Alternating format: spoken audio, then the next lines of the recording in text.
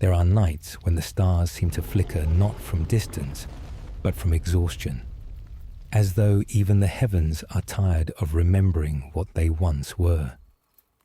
Across the void, the ancient bastion world of Astraeon drifted in its eternal orbit, an obsidian sphere girded in rings of light and metallic armor, suspended like a final candle in a cathedral of dark galaxies.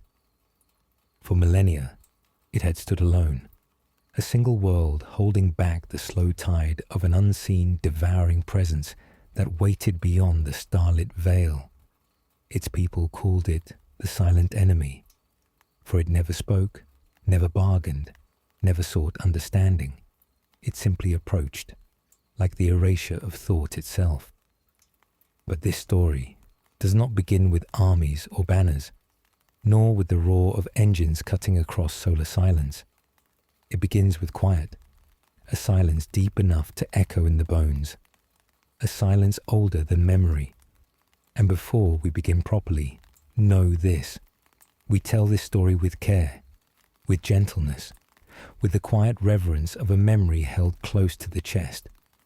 Because no matter how vast the galaxy, there is always the small human truth of someone listening, someone who matters. So to you, yes, you, we are glad you are here. We truly do care for you. Before we descend further, tell us, where in the world are you listening from, and what time is it there? Whenever you are ready, we will begin. Now let us begin. The barrier that protected Astraeon had always been a miracle, a shimmering aurora of pale silver and violet light, stretching like a shield of living dawn across the void.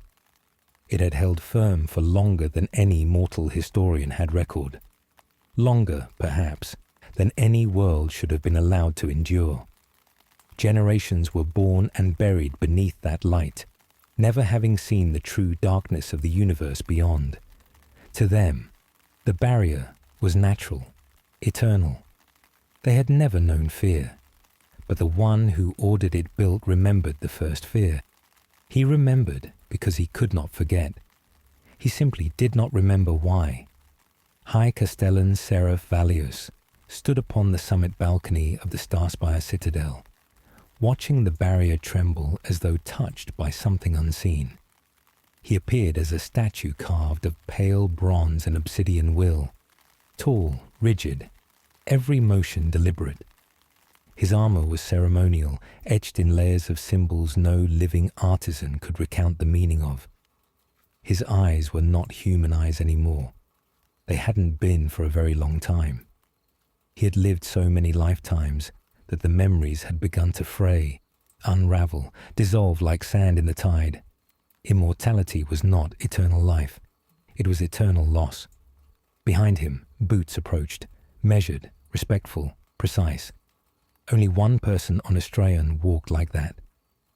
High Castellan, Archon Miriel said softly. A voice calm as winter, steady as steel cooled in oil. She had served him for 4 centuries, though she looked no more than 30.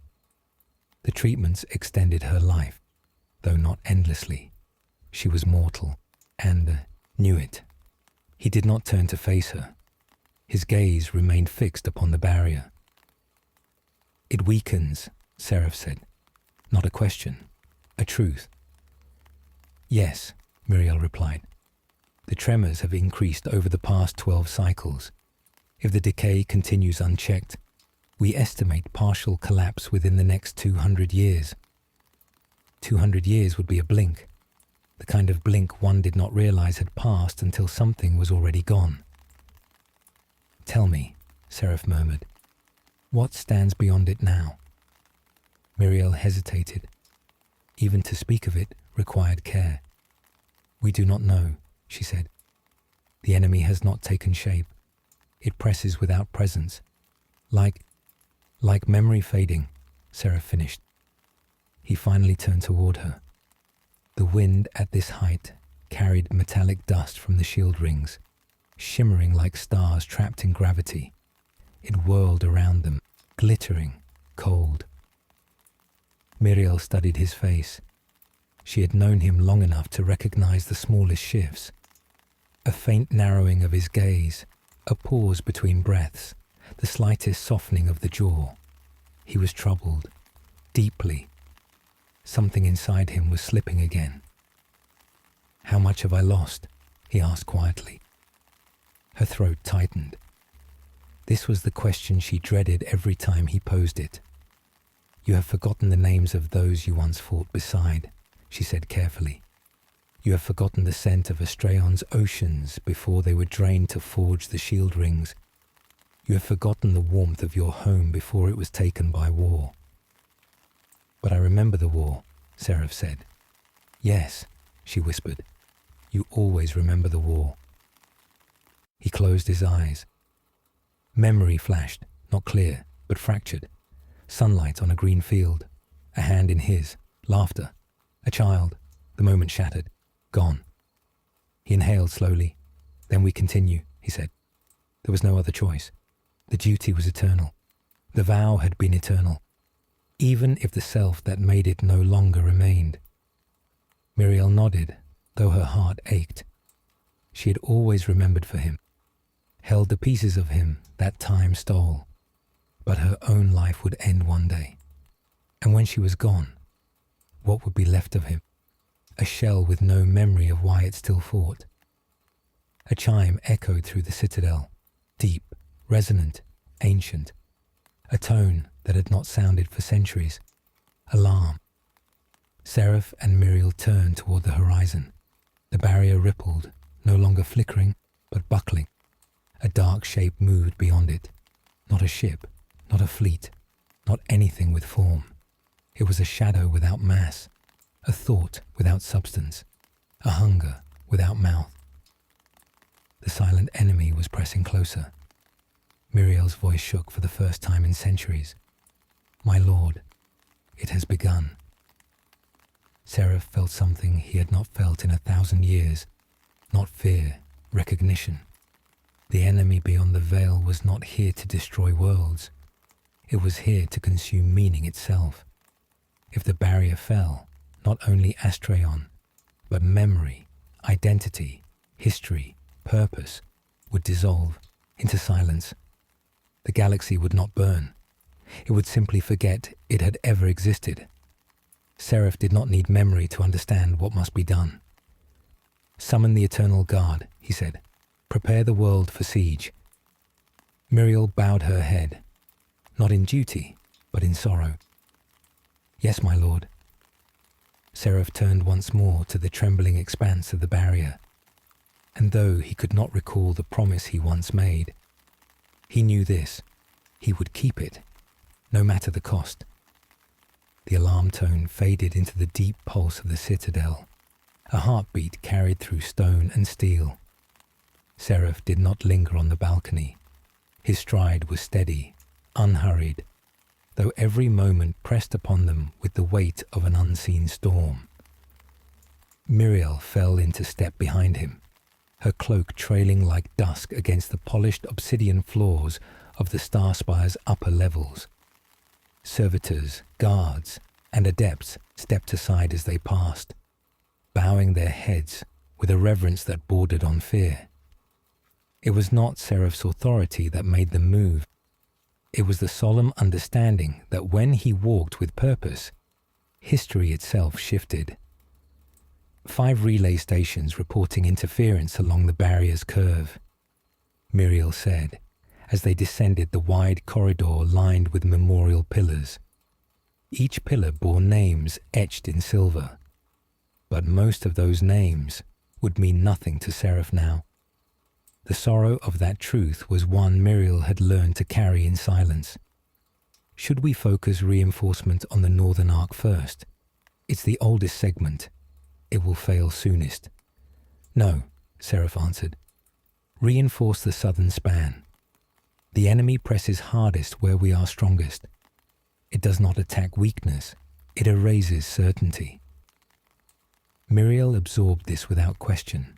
She had learned long ago that Seraph's intuition came from a place deeper than reason. Sometimes from memory, sometimes from instinct, sometimes from something left nameless. The corridor opened into a vast dome chamber. A map of Astraeon projected in the air, luminous and rotating slowly like a black star caged in light. Around it stood 12 figures in armor of deep cobalt and bone-white plating. The Eternal Guard, chosen not for loyalty, though they were loyal, but for clarity of purpose. They did not fear the loss of memory. They did not cling to legacy. They existed to stand when others faltered. They knelt as Seraph entered, but only for a moment. Ceremony was a luxury Astraeon had long since shed. "We have seen the disturbance," said the guard captain, a tall woman with eyes like polished iron. "We are ready to deploy." Seraph studied the projection. A thin ripple of distortion shimmered across the southern curvature of the barrier, like heat bending air. It pulsed, once, twice, like breathing or knocking. "It is testing us," Seraph murmured, trying to recall what we fear losing. The captain's jaw tightened. "Then we do not remember fear." Seraph's gaze lingered on her, an unspoken respect before he turned away. The chamber doors opened again. Commander Thaler entered. He walked with the ease of a man who had earned his place, not through birthright or ritual, but through sheer unbroken will. His armor bore the scars of wars fought in forgotten voids. His shoulders held the posture of someone accustomed to command. Yet there was something else beneath his composure. Something contained, tightly coiled, waiting. He saluted, not out of deference, but acknowledgement. Equals who were not equals. "High Castellan," Thaler said. "I have mobilized the planetary defense wings. The Air Legion awaits deployment vectors." "Good," Seraph replied. But Thaler did not step aside. "The people must be informed." Muriel stiffened. Even the Eternal Guard stilled. Astraeon did not share fear with its people. The barrier was their sky, their shield, their comfort. To tell them it faltered would shake the foundation of everything they believed themselves to be. Seraph turned toward Thaler, his expression unreadable. "Not yet." Thaler's voice remained calm, but the tension beneath it was unmistakable. If they are to stand, they must choose to stand. Blind obedience makes for brittle resolve. Seraph regarded him for a long, silent moment. Thaler was not wrong, but truth could be as dangerous as the void pressing against them. Muriel stepped forward. "If we reveal the barrier's weakness now, we risk collapse of internal unity. Fear spreads faster than flame." Thaler did not look at her. His eyes stayed on Seraph, sharp, searching. "Fear spreads," he agreed softly, "but so does courage, and courage cannot exist in ignorance." It was not a challenge. It was a statement, a belief. Seraph felt the echo of something shift in him. Had he once admired this man for this very trait? Or had he once feared it? Memory did not answer. "We hold for now," Seraph said. "Not command, judgment.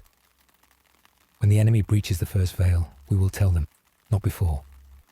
Thaler bowed his head, not in submission, but acknowledgement of a decision he would remember. "As you will," he said. He turned and left, the doors closing behind him with the heavy sigh of steel and stone. Muriel watched him go. Her voice, when it came, was soft. "He's a good commander." "Yes," Seraph said. "But good men break," she continued, "especially when they believe they see more clearly than those they serve." Seraph did not answer, because he understood something deeper still. The moment would come when Thaler would decide whether he served Astraeon or himself. They left the war chamber and walked into the outer ramparts overlooking the planet below. The world stretched out beneath them, dark cities built like rings of armor around the planetary core. glimmering rivers of molten metal used to supply the forges, and the distant faint shimmer of the ocean reserves far beyond human reach. Astraeon was not beautiful. It was purposeful. Every structure carried weight. Every life was woven into the defense of the barrier. Children trained with the same seriousness as those who went to war. Farmers worked fields beneath watchtowers. Songs were not sung of peace but of remembrance. No one here dreamed of a life beyond the wall of light. Their world was singular, defined. Seraph remembered when it had not been. He remembered green, a soft wind, a voice calling his name. But the memory dissolved yet again. Muriel saw the change in his eyes, and for a moment, grief flickered across her face. Not for the world, not for the war, but for him. For the man she had once known more fully than he could now know himself. "You are losing more," she whispered. "Yes," he replied. She wished she could offer comfort, but comfort implied the possibility of healing. "We will reinforce the barrier," she said instead. "The forges stand ready. The legions await deployment. We will endure, as we always have." Seraph's gaze remained fixed on the trembling veil across the horizon. "No," he said softly. "Not denial, revelation. This time will not be as the last. The enemy does not press as it once did. It has learned." Muriel's heart grew cold. "What has it learned?" He closed his eyes. "What we fear most," he said, "and how to take it from us." The ground seemed to quiet beneath them, as though the world itself listened. Muriel stepped closer to him, not as a commander, not as a strategist, but as someone who refused to abandon what still remained. "Then we will learn also," she said. Seraph's eyes opened. The barrier flickered. Once. Twice. Like breathing. "No," he said again, softer still. "We will remember." There were rooms in the Starspire Citadel that few living eyes had seen. Rooms sealed not by lock or command, but by memory. The deeper one walked into the Citadel's underhalls, the more the architecture shifted, smooth obsidian giving way to stone older than the cities above. Walls carved with symbols worn almost smooth by time. It was said the Citadel had not been built in one era, nor even one age. It had grown, layer upon layer, as the world itself had changed. And at the very lowest point, below foundations that had never known sunlight, lay the vault where Seraph Valeos kept the truth he feared to remember. He walked ahead of Muriel now, though she followed close enough to catch him if his mind faltered. The flickering lights of the rampart above had faded into a dim amber glow that pulsed like the slow heartbeat of something ancient sleeping beneath the stone. "You have not come down here in a long time," Muriel said quietly. Her voice did not echo. The walls absorbed sound like thick snow. Seraph's steps remained steady. "I come when I must." He did not say when he fears he has lost too much. But Muriel understood. She had always understood the words he could no longer speak. They passed statues of figures whose features had been carved away by centuries. Heroes, kings, scholars, monsters. The history of Astraeon was not written in books or archives. It was written in what was forgotten. What remained here, in the deep, existed only because Seraph had once commanded it to be hidden. He did not remember the order, only the result. The corridor narrowed as they descended a final flight of stone steps, each one worn by ages of footsteps, though few had walked them. At the bottom lay a single door, no hinges, no seams, no lock, only a slab of white stone that shimmered faintly as if remembering something. Seraph placed his hand upon it. The stone rippled like water. The door dissolved. The vault beyond glimmered like a night sky trapped underground. Thousands of crystalline fragments floated in the air, turning gently as though suspended in a dream. Each shard held a colour, some faint blue, some deep gold, others dull and pale, like dying starlight. They pulsed faintly, like embers struggling to remain lit. These were his memories, not stored as images or words, but as echoes of what had mattered. Seraph stepped forward, and the shards shifted, recognizing him. A few drifted closer, circling him in a slow, intimate orbit. Some were bright, many were dim. More than he wished were nearly dark. Miriel watched, her expression solemn. "You should not stay long," she cautioned. "If you take in too much too quickly." "I know." His voice was almost a whisper. "But if I do not remember who I was, I cannot know why I must continue to be." He lifted a hand and touched one of the brighter shards. The world around him dissolved. He stood beneath a burning sky, not of fire, but of dawn. A world of warm wind, green fields, the laughter of people living without fear. A child stood before him, dark hair, bright eyes, holding a carved wooden bird. The child reached up, offering it to him, smiling with unfiltered love. Seraph knew that face. He should have known that face. Yet the memory was distant, as if viewed through thick glass. The child spoke, but the words were muted, lost. The memory tore like cloth splitting. Another replaced it, a hall of marble and gold. Seraph knelt before a being of light, neither male nor female form shifting like flame on still water. A voice like a choir of wind and stone spoke into his mind, not with sound, but with understanding. "You asked to stand against the void, but eternity is not given. It is taken, and what is taken must be replaced." Seraph remembered kneeling. He remembered saying yes, but he could not remember why. Another memory surged, the barrier being raised for the first time. A wall of starfire sweeping into the sky, locking the world away from the hungry dark. People cheering, songs rising, hope blooming. He remembered the first victory, but not the cost. The memory shattered. Seraph gasped as he returned to the vault, shoulders trembling. Several shards flickered, dimming further. One guttered completely and died, dissolving into dust that vanished before it touched the floor. Miriel stepped forward and steadied him. "You see now." Seraph nodded. "I asked for immortality," he said, voice raw. "Not to save Astraeon, not to save the galaxy. I asked because I feared being forgotten." The admission was quiet, but it struck like a blade. Miriel's hand tightened slightly on his arm, not in reprimand, but in something more painful. Understanding.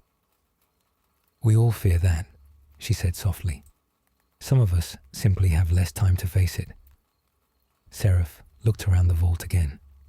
So many memories dimming, so many already gone. He wondered how many of the statues above were carved to honor names he himself had once spoken with love. He wondered if he had forgotten that love. He wondered if he had ever deserved it. Miriel watched him carefully. "What do you feel now?" He was silent for a long time. Then, "I feel the weight of what I have become. I feel the absence of what I once was." Miriel nodded once. "Then you are not lost yet." He closed his eyes. Above them, somewhere far beyond stone and memory, the barrier rippled again. The tremor pulsed down through the world, faint but real. The silent enemy pressed, not with force, but with intention. Seraph turned from the vault. "We will seal this place again." But Miriel did not move. "What if the time comes when you need to remember, and you can no longer find your way back here?" she asked. He looked at her, really looked. "In that case," Seraph said, "you will lead in my stead." Miriel's breath caught. I am not immortal. That is why you will remember what I cannot. His voice was gentle. You carry the truth of me, not the memories, the meaning. Her eyes glimmered, not with tears. She had learned long ago not to waste them, but with something fiercer. Devotion, responsibility, love perhaps, though neither would ever name it. She bowed her head, not out of duty, but in acceptance of a burden she had always feared would come. I will remember, she said. Seraph reached out and placed his hand once more on the white stone door. It solidified, sealing the vault behind them. As they walked back toward the world above, the corridor seemed darker than before, not threatening, but heavy with inevitability. When they emerged into the open air once more, the sky above Astraeon flickered. The barrier pulsed with a deep, resonant shudder that rolled across the horizon like thunder. Legions assembled in the streets below. War banners unfurled. Thala waited at the ramparts, watching the sky with a gaze that burned. Miriel stood beside Seraph. Seraph's voice, when it came, was quiet. The first veil is weakening. Miriel nodded, heart steady. Then the war has begun. The courtyard of the outer ramparts thrummed with the sound of preparation. Armoured boots, clattering weapon locks, the low mechanical pulse of power cores spooling to readiness. The sky above remained a vast, star-dark canopy pierced by the trembling barrier. Its flickering cast pale light over the world, as though the heavens themselves were undecided about shining. Seraph stepped into the open air, Miriel just behind him, the stone beneath their feet warmed by the forge rivers far below. Commander Thala turned as they approached, his expression shifting only slightly. Respect, concern, and a shadow of something unspoken. The first defensive phalanxes are in position, Thala reported. Outer bastion cannons are aligned to fire patterns you designated. But something is changing. The disturbance at the southern arc is not spreading. It is deepening, almost as if the enemy is focusing, not testing. Seraph nodded, studying the barrier. The disturbance looked like a bruise in the firmament, dark, pulsing, a silent question pushing against the wall of light. It knows where we are strongest, Seraph murmured, and it knows strength can be turned into vulnerability. Thala's jaw tightened. We should strike now. Send a projection strike force forward. Disrupt its advance before it gains shape. Miriel spoke before Seraph could respond. We cannot strike what does not yet have form. We would spill men into the void for nothing. The silent enemy does not move like us. It does not march, nor approach in ways we understand. Thala's eyes flicked to her, not dismissive, but scrutinizing. Then we learn. We adapt. Waiting achieves nothing. Seraph sensed the tension edging toward fractures. We hold our position. A premature attack will give it more than ground. It will give it memory of us. We cannot allow it to know how we think. Thala's expression shifted, just slightly, but enough. A seed planted. Doubt that did not come from disloyalty, but conviction. Very well, he said. We hold. But the way he said it carried weight, not agreement. A promise to revisit the matter. Seraph turned to Miriel. Prepare the seers of the luminous choir. They must attempt resonance alignment. Miriel hesitated. The choir has not been called upon in centuries. Many among them barely understand their duty. Then they will learn quickly, Seraph replied. Miriel dipped her head and moved with purpose, cloak trailing behind her like a slice of dusk. Thala watched her go for a long moment before speaking again. You trust her more than any other, he said. I trust her to remember, Seraph answered simply. Thala's expression darkened in thought. Memory is not always strength. No, Seraph agreed, eyes on the trembling horizon. But forgetting is always loss. Thala was silent at that. A horn sounded from the lower bastion, long and deep, vibrating the stone. Soldiers halted in place, gazes raised as a shimmering wave pulsed across the barrier, slow at first, then accelerating, as though the wall of light had drawn in a breath, then released it.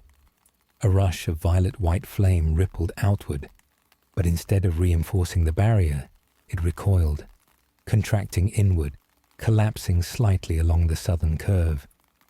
The world itself seemed to dim. A whisper of cold swept across Astraeon, though no wind moved. The silent enemy had pressed again. Seraph felt the sensation like a weight around the mind, not pain, nothing physical. A pressure behind memory, behind identity. A reminder that the enemy did not seek destruction. It sought erasure. A soldier nearby staggered, dropping his spear. Confusion flickered across his face, not fear, not shock. Confusion like a man waking and not remembering where he was. His eyes widened, then cleared, as another guard steadied him. Not an attack, a test. Thala stepped forward, voice low. This is escalating. The longer we wait, it is not waiting, Seraph said.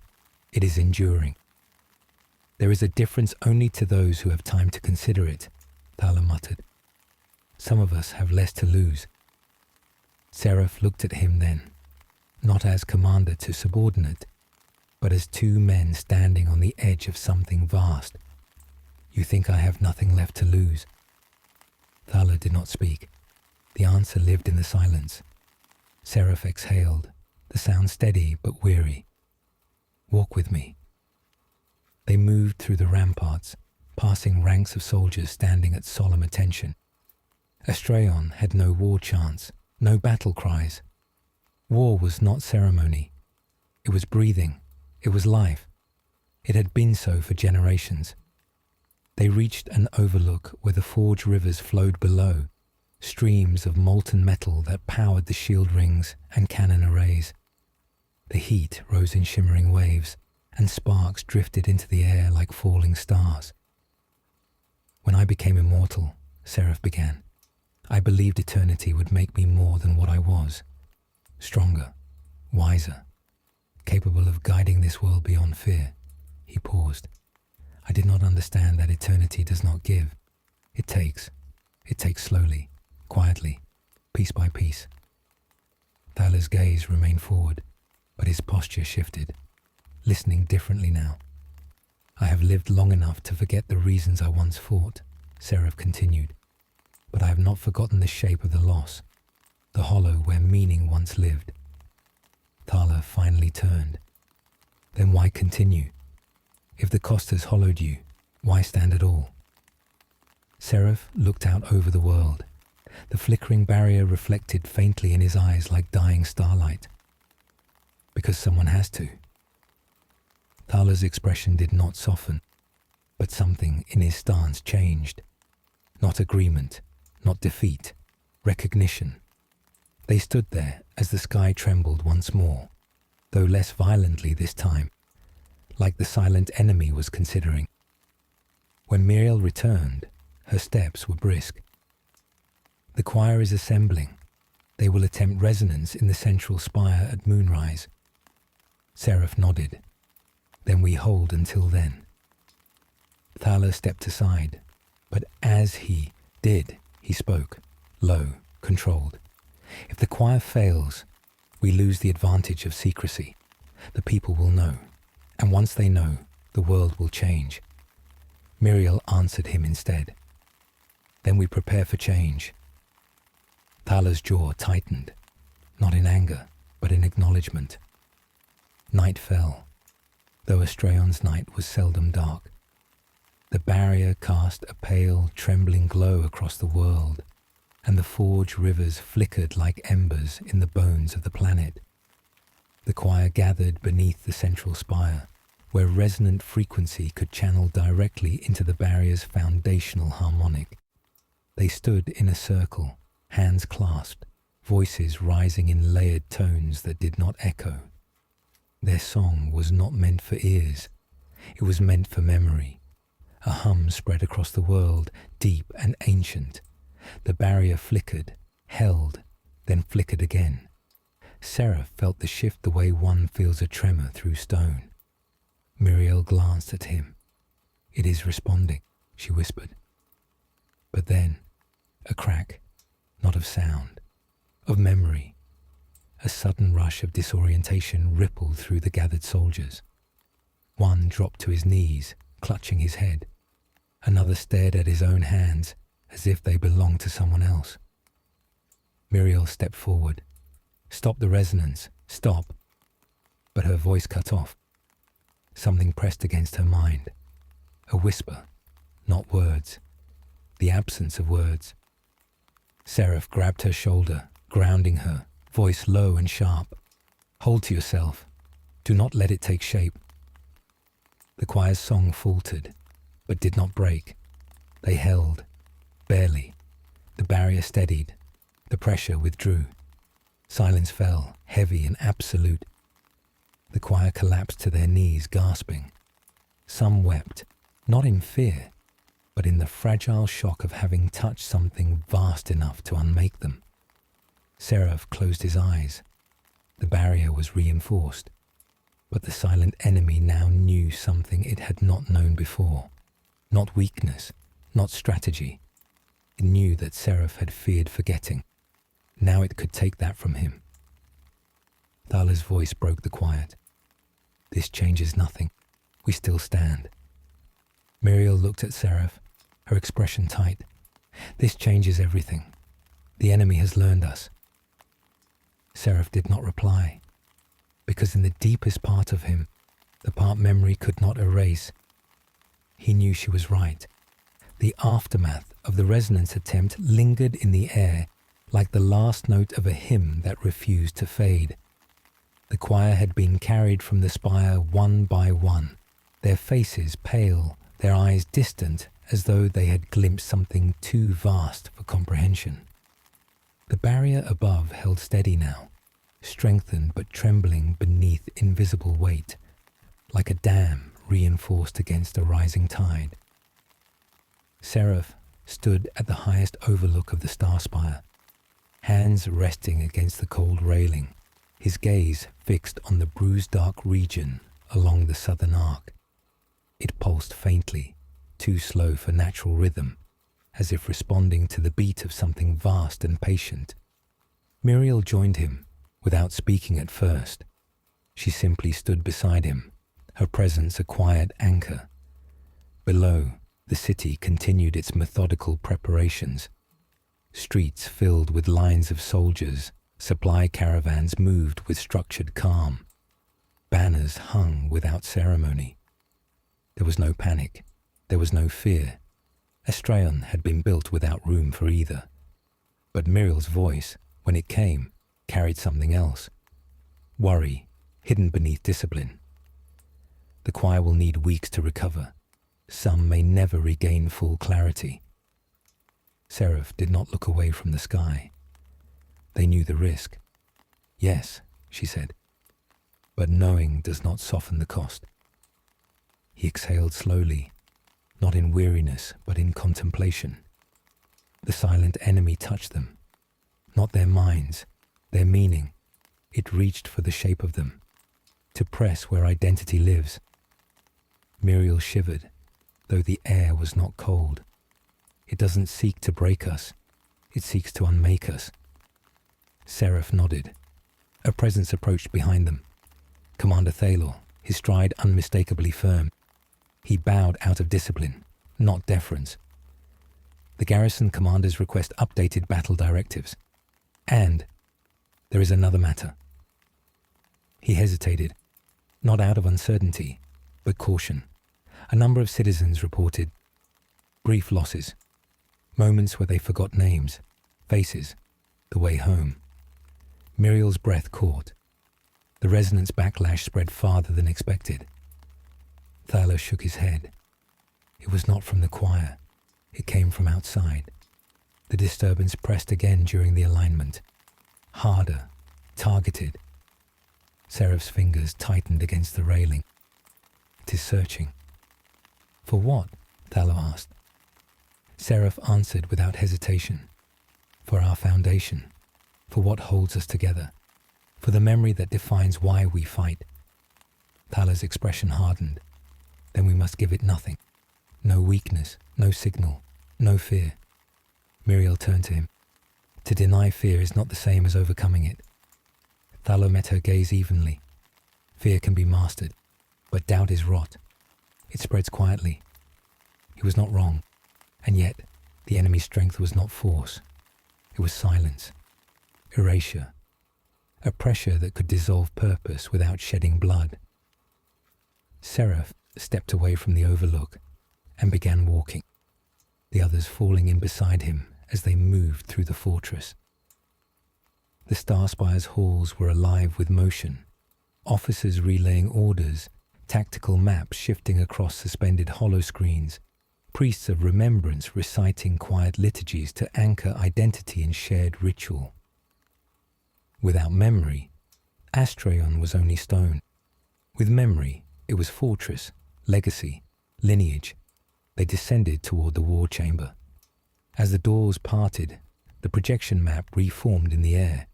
The barrier, once evenly luminous, now showed a dark web of veins spreading from the southern bruise like frost creeping across glass. Not wide, not fast, but deliberate. Seraph studied it for a long time. What you see, he said, is not damage. It is intrusion. The enemy does not break boundaries. It moves through them. One of the senior tacticians, a veteran with grey streaked through his close-cropped hair, spoke carefully. We have fought wars of attrition, wars of invasion, wars of corruption. But this is none of those. This is thought. Not thought, Muriel corrected.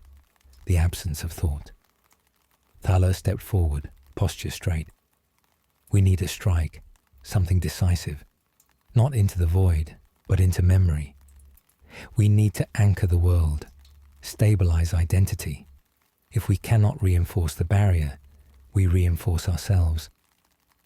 Seraph regarded him with a slow and measured look. What are you proposing? Thala gestured to the central pillar of the war map, the citadel of lineage, the hall of names. If every citizen were to reaffirm their ancestral lines, their purpose, their history, we could create a unified mnemonic bulwark, a psychic weight, a signal to the enemy that we do not bend. Muriel's reaction was instant. You would gather the entire population into remembrance rites. That would require exposing the magnitude of the threat. The panic. There will be no panic, Thala said, not unkindly. Astraeon has never taught fear, only duty. Seraph remained silent. The thought was not without merit. Memory, shared and reinforced, could resist erasure. If the people remembered themselves, the silent enemy would find no empty spaces to exploit. But memory was fragile, and Seraph's own was already fracturing.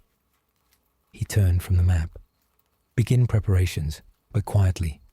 When we act, it must be with clarity, not desperation. Thala bowed his head once. I will see it done. He left with the sharp, purposeful stride of a man who believed fully in his course, perhaps too fully. When he was gone, Muriel looked at Seraph with a depth of concern she did not speak aloud. He is not wrong, but he fears your silence, your uncertainty. He believes the world cannot stand unless you stand without doubt. Seraph closed his eyes. I am what remains, he said quietly. And what remains is not without doubt. Muriel stepped closer. I will stand with you, but you must tell me if the enemy touches you again, if you lose more. Seraph opened his eyes. They were steady, but tired in a way that had nothing to do with the body. It has already touched me, he said. I feel it pressing at the edges, not to take memory, but to ask the question, Why continue? Muriel's expression did not waver. Then we answer, again and again, as many times as it takes. They turned back toward the map. The bruise on the barrier pulsed once, slow and deliberate. Not an attack, a knock, a call, an invitation to surrender meaning. The silence felt heavier now, not empty, waiting. Astraeon stood at the threshold, and the enemy that did not speak was listening. The Hall of Names was not a place of ceremony. It had no banners, no torches, no triumphant sculptures to glorify the past. It stretched out in quiet austerity beneath the surface of Astraeon, a cathedral of carved basalt illuminated only by the pale glow of memory crystals embedded in the walls. Each crystal held a lineage, an unbroken chain from ancestor to descendant, carried forward through recitation and remembrance. The air inside was cool, though not cold, and carried the faint scent of stone and silence. Seraph moved through the hall slowly, Muriel walking beside him. There was no urgency in their pace, though the world above was strained and trembling.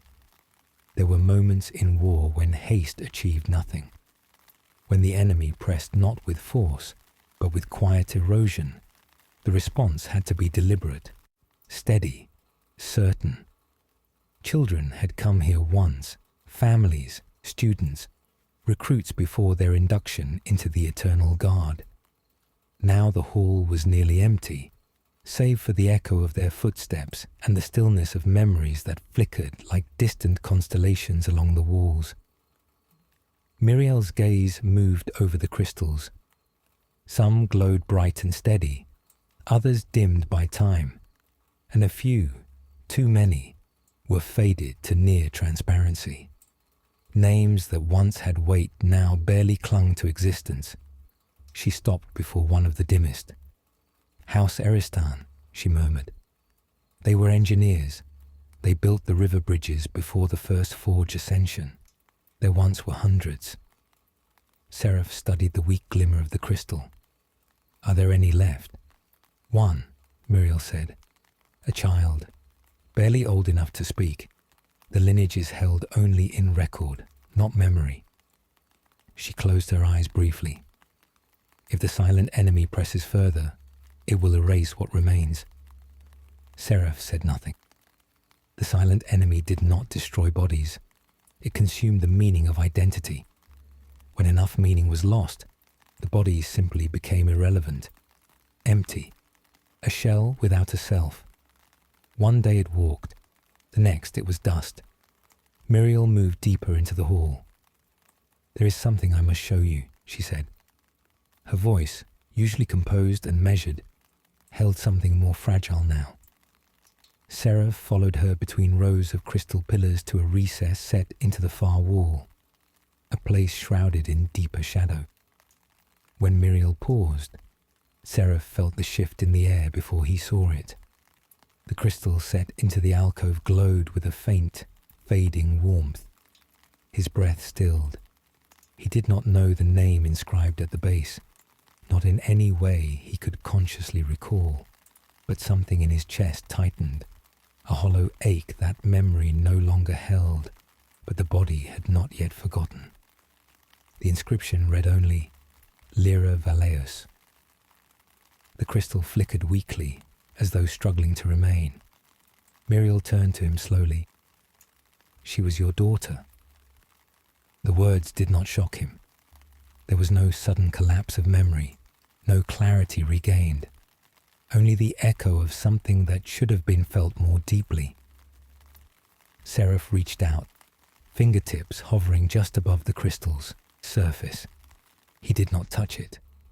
How long have I forgotten her? Muriel's voice was quiet.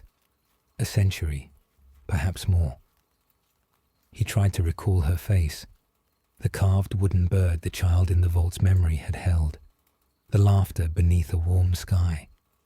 But even the echo of the memory felt distant, like something he had witnessed through glass and left behind. Muriel spoke again, though her words came with difficulty. There was a time when her name steadied you, when the memory of her was the heart you fought to protect. But the Covenant's cost. Yes, Seraph said, not sharply, but with resignation. Immortality does not preserve, it erodes. Muriel looked down at the fading crystal. If the silent enemy reaches this place, the memory of her will vanish entirely. It will be as though she never lived. Seraph's hand closed slowly, not in anger, but in grief that had no shape. I cannot lose her twice, he murmured. Muriel stepped closer. Then you must remember her, now. Speak her name. If not in memory, then in meaning. Seraph closed his eyes and drew a slow breath. Lyra Valius. He spoke the name like a vow. The crystal brightened for a moment, then steadied into a faint but stable glow. Muriel exhaled with relief. It holds. The lineage remains. Seraph opened his eyes. For now. Footsteps echoed distantly through the hall. Thaler approached, though he halted a respectful distance away when he saw where Seraph stood. He did not speak at first. The moment required silence, but time did not belong to them. Not anymore. The first population assemblies have begun, Thaler reported quietly. Most accept the directive without question. Some are uneasy, but there is no unrest. Astraeon does not fracture easily. Muriel straightened. And the commanders? Unified, Thaler said. But unity is not the same as certainty. Seraph stepped away from the crystal, the faint glow behind him mirroring a distant star holding against encroaching night. We proceed, he said, but we must do more than remember. We must anchor memory to purpose. Thaler nodded. Then we must choose words carefully. People will look to you to define why we endure. Seraph hesitated, not visibly, but Muriel saw it. The uncertainty, the quiet dread of a leader who feared his own fading self, might lead them astray. Muriel spoke before he could. You do not need certainty to lead. You need conviction. Seraph's gaze met hers. And if conviction fades, then I will remind you, she said. This time, no hesitation. Thaler watched them both, something shifting behind his steady composure. It was not jealousy, nor doubt. It was realization, the understanding that what bound the two was not loyalty to rank, but a shared resistance to forgetting. He bowed his head. Then we addressed the people at dawn.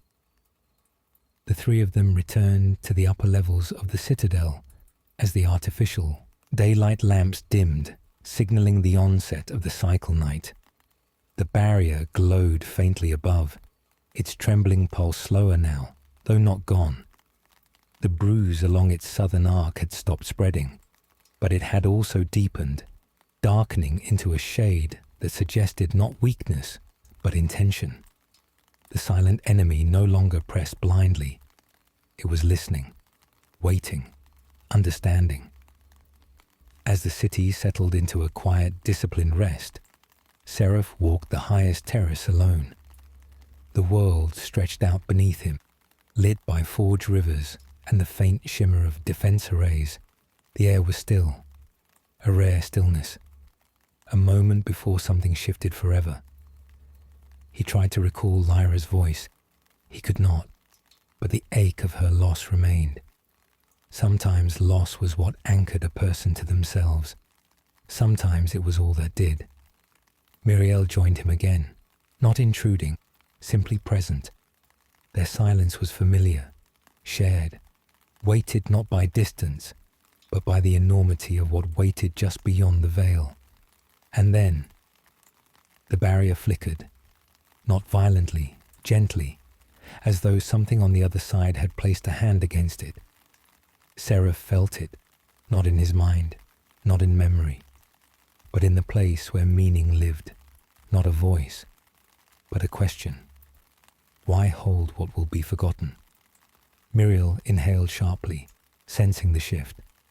Seraph did not look away from the trembling southern arc. He understood now.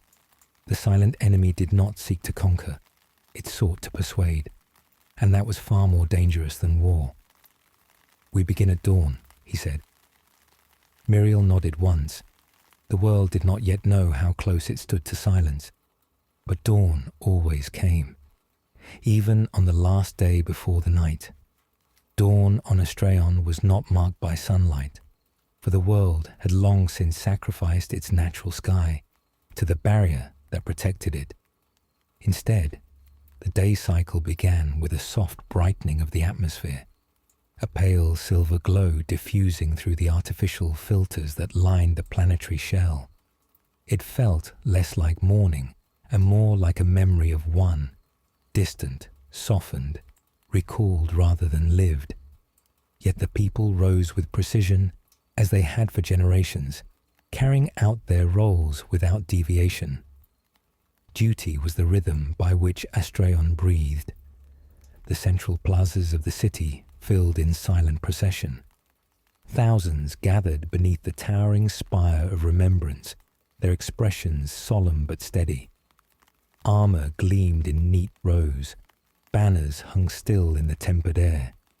Children clutched the hands of their elders, not in fear, but in the quiet acknowledgement that they too were custodians of the memory that held their world together. Seraph Valius stood atop the grand terrace facing them, his presence a silhouette against the pale shimmer of the barrier overhead. Muriel stood to his right, calm and resolute. Thala to his left, posture sharp, eyes alert, not just to the people, but to the shifting patterns of the sky.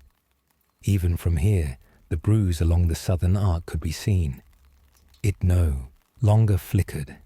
It pulsed with slow, deliberate steadiness, as though taking the world's measure. Seraph stepped forward. He did not raise his voice, not because he spoke softly, but because the hallways, the structures, the very air of Astraeon were shaped to carry his words. When he spoke, the world listened. For generations uncounted, we have stood beneath a sky of light forged by our own hands, he began. We have known war not as chaos, but as duty. We have built not an empire of conquest, but a sanctuary of memory.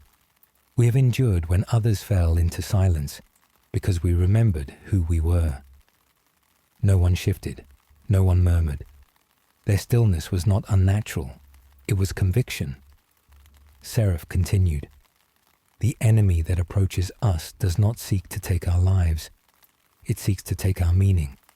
It is not like the enemies of old, who marched with banners and blades. This enemy speaks in silence. It asks us to forget why we stand, to forget each other, to forget ourselves." Eyes across the plaza sharpened, not in fear, but in readiness. Today we do not prepare for war. We prepare to remember. You will go to the halls of names.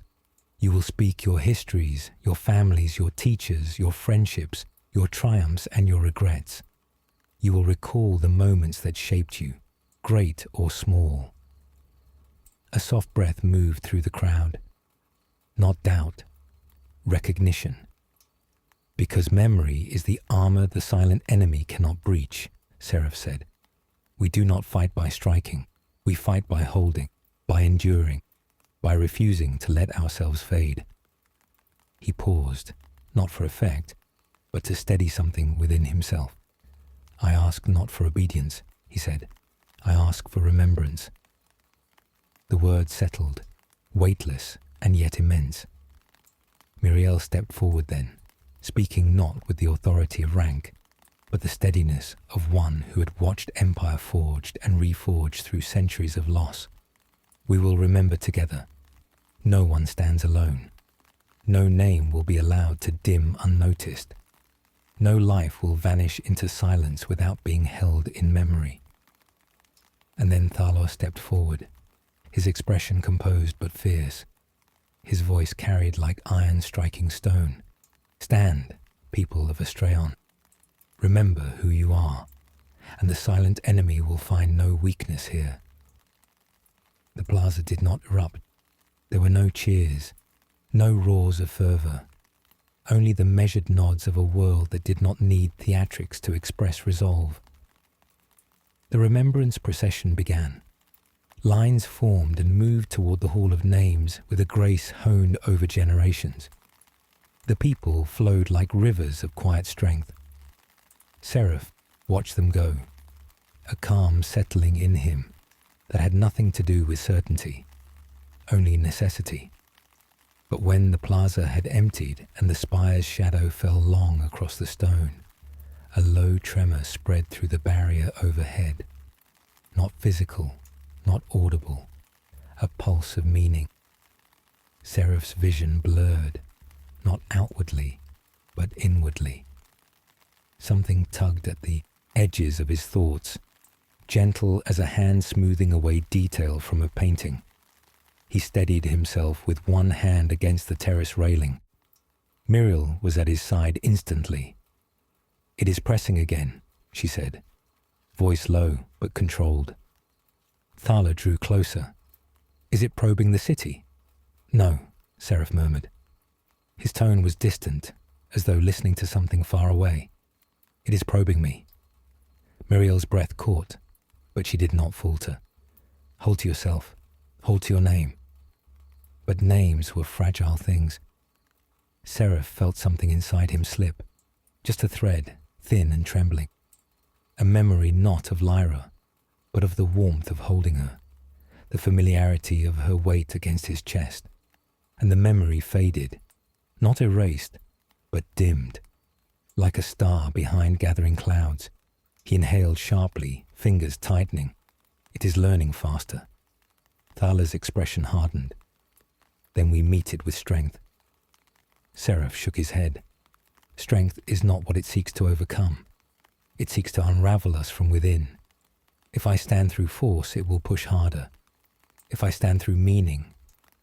"You must remember," Muriel finished for him. Seraph nodded once, but memory was already slipping. A sudden flare of violet light streaked across the veil. The bruise spread outward, not like a break, but a ripple, a breath, a turning of attention. The silent enemy had noticed the world had chosen to anchor itself. It was answering. A distant sound rose from the edges of the city, not a scream, not a siren, a quiet collective gasp, as if thousands had, for a moment, forgotten the steps they had taken to arrive where they stood. Muriel's hand tightened around Seraph's arm. "It is testing the remembrance itself." Thala's eyes narrowed. "Then we reinforce the anchors. I will deploy the remembrancer orders to recite in every district. No citizen will forget alone." He turned sharply to go, but Seraph called after him. "Thala." The commander paused. "Do not let duty become haste," Seraph said. "We respond, but we do not rush. The enemy waits for fracture." Thala bowed his head once, though this time his acknowledgement was deeper, less from discipline, more from understanding. Muriel watched Seraph carefully. His breathing was slower now, controlled, but forced. "You are losing something again," she said softly. Seraph nodded. "Not memory, context, the connective thread." Muriel's jaw tightened. "Then we will hold that thread." They walked down from the terrace into the inner sanctum of the citadel, where the architects of remembrance had already begun their work. Priests of the lineage circle knelt in rows, chanting the old recitations, the foundational truths of Astraeon. But now, something felt different. Their voices echoed, not back to them, but outward, as though something just beyond the barrier was listening. Seraph stopped mid-step. The air around him felt thin, like standing on the edge of a precipice between presence and forgetting. Muriel noticed. "What do you hear?" Seraph closed his eyes. Not voices, not sound. A question. Why suffer to keep what will fade? Why hold to wait when release would be peace? He opened his eyes. The hall did not waver. The world did not spin. But something inside him had been touched. "Miriel," he said, voice quiet, "if the barrier falls, will we remember this moment?" She did not hesitate. "Yes, because I will remember it, and I will speak it to you again." Her certainty was not loud, but it was absolute. Seraph drew a slow breath and steadied himself. Outside, the barrier pulsed. The silent enemy pressed again. Astraeon did not bow. Not yet. The siege had begun. The siege did not announce itself with fire or thunder. It unfolded slowly, like frost creeping across a window pane. Quiet, deliberate, inevitable. The bruise along the southern arc of the barrier pulsed at irregular intervals now, unsettling in its rhythm. The world below adjusted in turn. The plazas once used for communal training had become remembrance courts, where citizens recited their histories in soft murmur. The great forges continued their endless labor, but the sparks that flew from their chimneys felt heavier, as though weighed by the knowledge of what pressed just beyond the veil. Seraph walked the lower bastions with Miriel beside him. Soldiers saluted as they passed, crisp and precise, though the faint lines around their eyes revealed the strain of holding memory against pressure. Seraph could see the toll of the silent enemy now, not in bodies, but in subtle fractures of expression. A guard hesitated a fraction of a heartbeat too long when asked her name. A tactician paused mid-sentence, searching for a word that should have been instinct. None of these losses were catastrophic. Not yet. But they were real. It was not death that approached Astraeon. It was forgetting. Miriel noticed it too. "We are holding," she said softly, though her tone lacked full certainty. Seraph did not respond. His gaze lingered on a group of young initiates reciting lineage under the guidance of a remembrancer priest. Their voices were steady, but their brows furrowed with concentration. Memory should not have required effort, yet now it did. They continued onward, ascending the stairway toward the upper command terrace, where Thaler awaited. His posture was straight as always, but something had changed in him, small but unmistakable. He stood, not just as commander, but as a man who had begun to weigh more than orders. He saluted sharply. "High Castellan, Archon." His tone was crisp, but there was intensity beneath it. "The outer observation wings have detected something new along the southern arc. Movement. Not physical, but structured.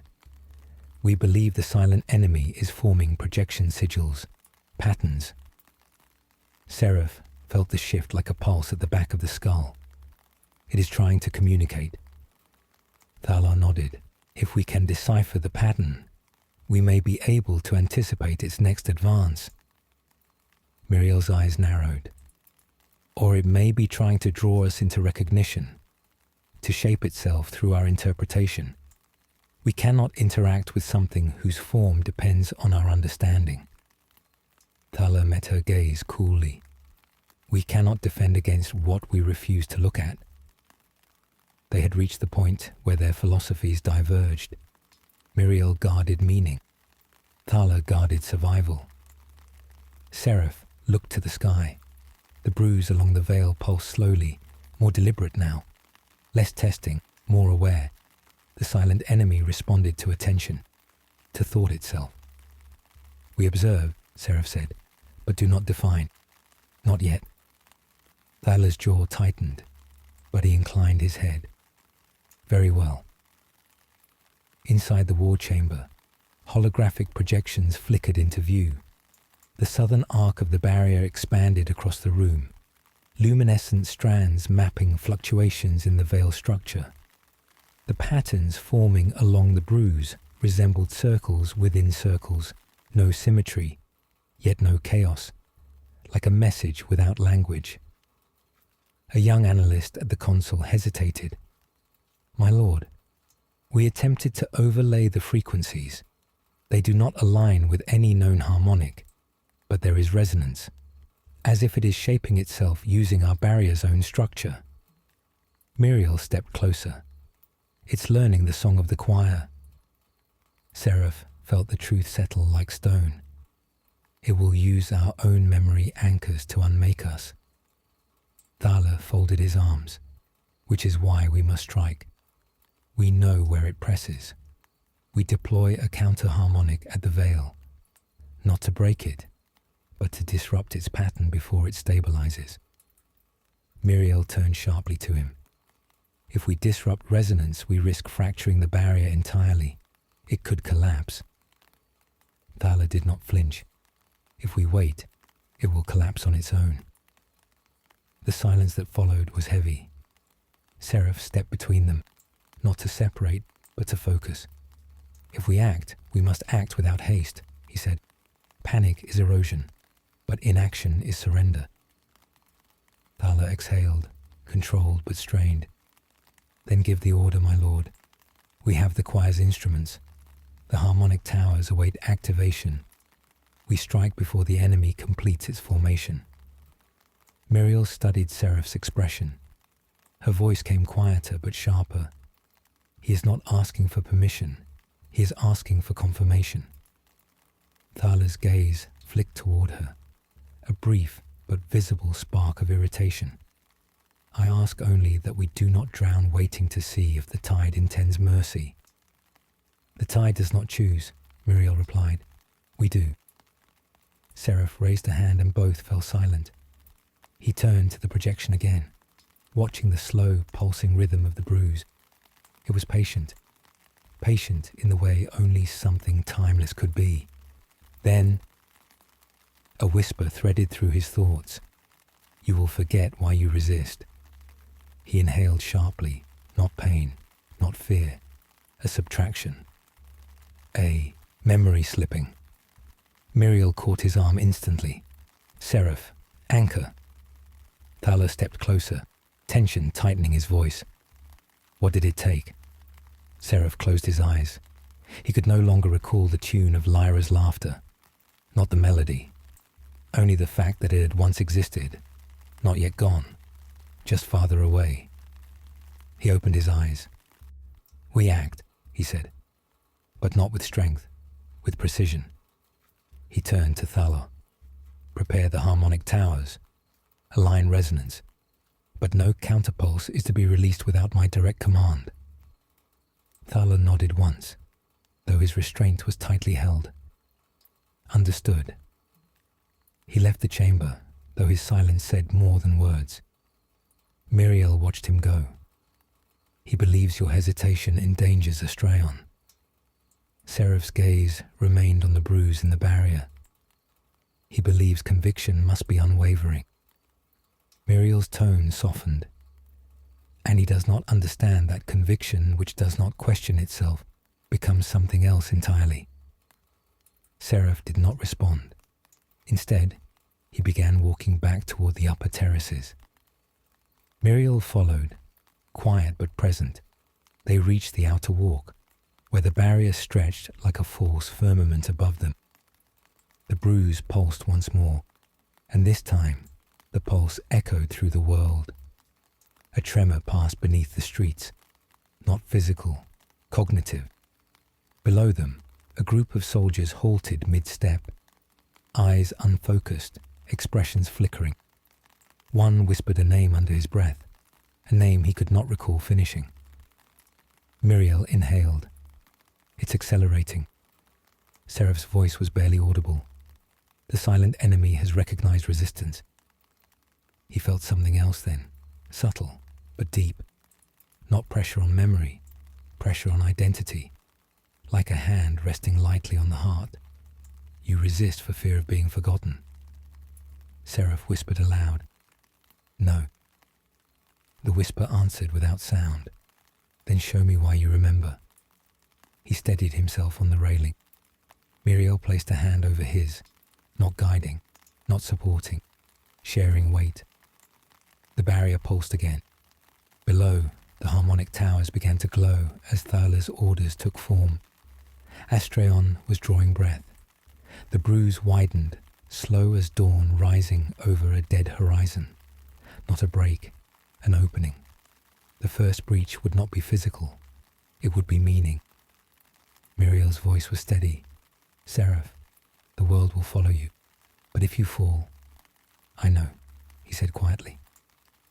The silent enemy pressed again.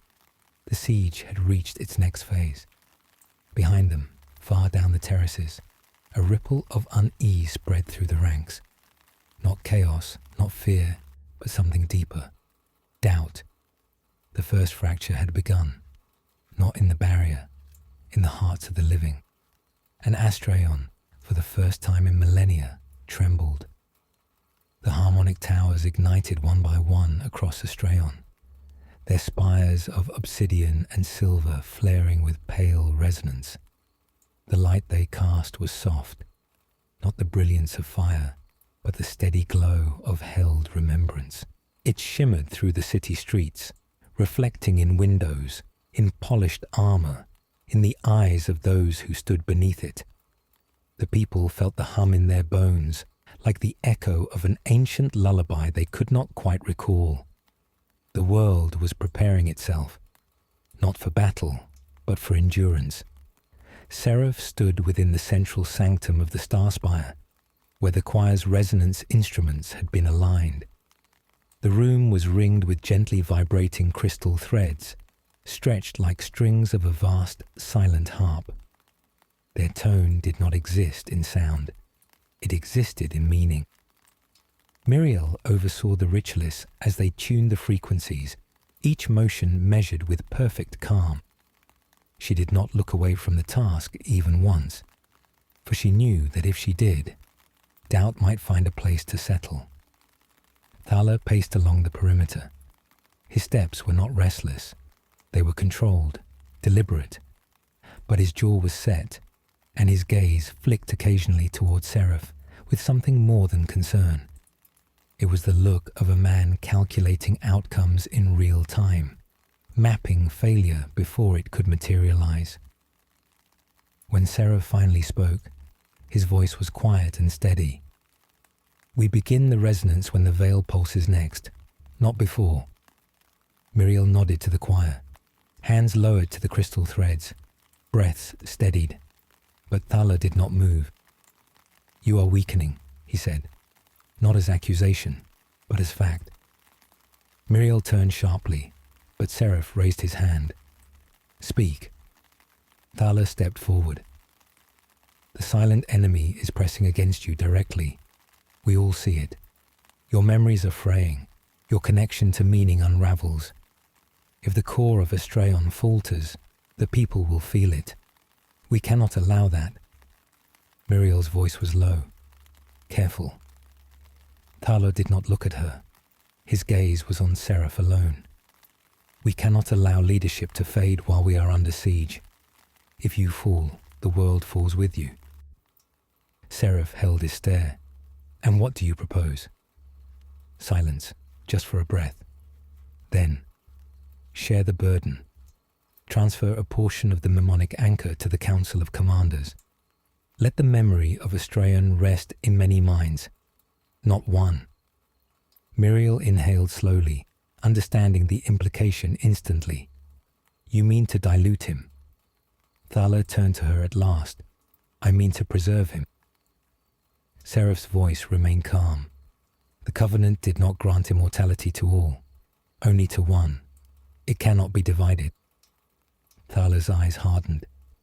"Then we adapt, modify the structure. We have the choir. We have the vault of echoes. We have the means to replicate memory, even if not perfectly." Muriel answered, voice sharp. "Replicate memory, yes, but not meaning. A copy is not a soul." Thaler's composure held, but tension crackled beneath his control. "Then we change what soul means, or we lose everything." The silence that followed was heavier than any argument. Seraph felt another pulse from the veil, not felt through senses, but through absence. A memory slipped. Again. He reached for the image of Lyra, the wooden bird, the laugh in sunlight, and found only hollow outline, shape without texture, presence without warmth. He steadied himself, a slow breath grounding him back into the now. Muriel saw. Her hand hovered near his arm, not touching but ready. Thala saw. His expression changed, not in victory, not in triumph, but in something quieter and far more dangerous. Resolve. The people must know, he said.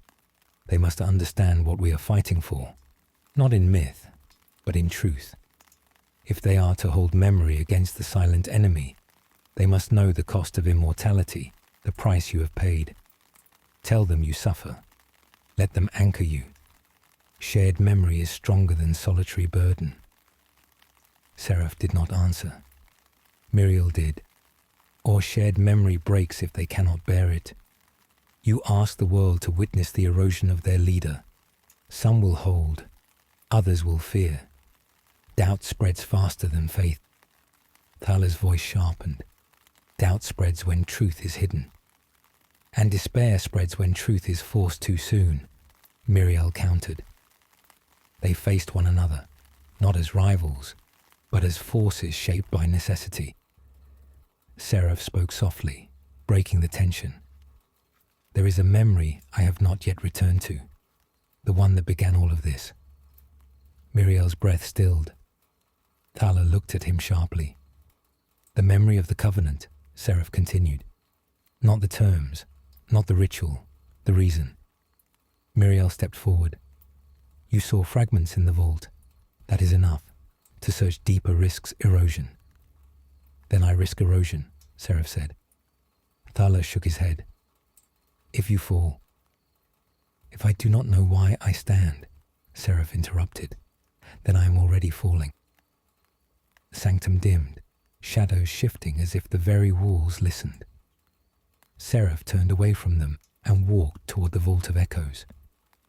Muriel followed without question. Thala hesitated for the first time before stepping after them. The vault opened for Seraph once more, its crystalline fragments rising and circling as though greeting an old, fading friend. The shards pulsed faintly, fragile stars suspended in memory's gravity. Muriel watched him carefully. Go slowly. Seraph extended a hand, not to grasp, but to allow a memory to drift toward him. One of the oldest shards, its light faint and flickering. He touched it. The vault dissolved. He stood again beneath the sky of his lost world, but this time not in fragments. The memory was whole, painfully whole. The grass was warm beneath his hands. The wind smelled of earth and grain. A young woman laughed beside him, golden hair spilling down her back, and in her arms, Lyra, alive, bright, small fingers reaching toward his face. The memory enveloped him. Joy, unguarded and whole. He had been a man once, not eternal, not hollowed, not burdened. A man with a family. A man who feared losing them to war, to time, to the silence of being forgotten. He remembered now why he sought the covenant. He had not feared death. He had feared that if he died, no one would remember them. He had sought immortality to preserve his daughter's memory. But in doing so, he had lost her. The memory shuddered and cracked. Seraph gasped, returning to the vault. His breath trembled, his hands shaking, not from pain, but from grief rediscovered. Muriel's voice trembled. You remember? Yes, he remembered, and that memory hurt more than forgetting ever had. Thala's voice came quieter now, less commanding, more human. Then that is the memory we anchor. Not duty, not sacrifice, love. Seraph looked at him, not with authority, but with clarity. Yes, he said. Love is what the silent enemy cannot erase. Muriel exhaled, the faintest relief in her voice. Then we hold to that. But as they turned to leave the vault, The bruise along the barrier pulsed again. This time, it did not ripple outward. It opened. A thin slit of void, blacker than starless night, stretched across the southern arc. The silent enemy had made its first breach. Muriel drew breath sharply. Thaler's hand went to his sidearm, though no weapon would matter against the formless. Seraph stepped forward, steady now, not because he had regained strength, but because he had remembered why weakness mattered. "We hold," he said, "not as command, as truth." The breach widened. The siege entered its next phase, and the world braced for what came through. The breach did not burst open with violence. It unfolded, slowly, deliberately, as though the veil itself were being persuaded to part. The thin slit of darkness widened by degrees, stretching across the southern arc like ink seeping into parchment. Those who watched from the ramparts were struck not by terror, but by a terrible quiet. The air did not shake, the ground did not tremble, but something deeper did, something inside the mind. A rustle of thought, a feeling of a name slipping just out of reach. A brief, hollow pause before one's own identity settled again. Muriel was the first to speak. "It's not entering, it's presenting itself." Thaler's jaw clenched. "Presentations are for diplomacy. This is incursion." But Seraph knew better. "No, it is invitation." A whisper, soft, nearly tender, lingered at the back of his thoughts. "Remember what you fear losing." And for a moment, the warmth of Lyra's laughter flickered again, only to fade into absence like a candle smothered beneath a hand. He did not stagger, but something inside him pulsed with the ache of regained grief. The breach expanded into a shimmering curve, a crescent of nothingness through which no stars could be seen. Beyond it was not void, but something more impossible. The absence of existence itself. Not darkness, but the erasure of light. Muriel exhaled, voice steady despite the enormity before them. "It is here. Not an army, not a shape, but presence, vast, endless, patient." The choir gathered at the central resonant platform, hands poised above crystal threads. They waited for Seraph's command. The harmonic towers hummed with readiness across the continent. Thaler turned to Seraph. "Give the order. A counter-harmonic now may be enough to push it back, disrupt its focus before it stabilizes." Muriel stepped closer. "If we strike now, we may strengthen its shape instead. It reflects us. It adapts to how we resist it." Thaler's eyes flared with frustration, but also fear. Not for himself, for Astraeon. "We cannot simply watch it enter us," he said, voice controlled through force of will. Seraph looked at the breach. The silence pulsing from it was not empty. It was questioning. It pressed not at walls of stone or fields of energy, but at memory. The silent enemy did not need to break the barrier to enter. It only needed to be accepted. Seraph turned to the choir. "Hold resonance. Do not initiate counterpulse." A ripple of uncertainty passed through the chamber, but no one disobeyed. Thaler's voice sharpened. "Seraph." Seraph met his gaze. "If we strike without understanding, we reveal our weaknesses. We show it what matters to us. We teach it how to unmake us." Thaler exhaled through his teeth, stepping back, but only just. "Then we observe. But observation is not action." "Not all battles are won with movement," Muriel murmured. But before either could say more, the breach deepened, and something emerged. Not form, not body. A shimmer like a mirage over desert heat. It folded into itself, refracted by the trembling light of the barrier. It was presence without shape, attention, a consciousness vast enough to be felt across the minds of everyone who watched, but so subtle that many mistook it for a passing thought. But the children felt it first. A small boy in the nearest remembrance circle paused mid-recitation, his voice faltering. His eyes widened, unfocused. He whispered to his mother, "I can't remember my father's face." The mother froze. Another voice, somewhere else.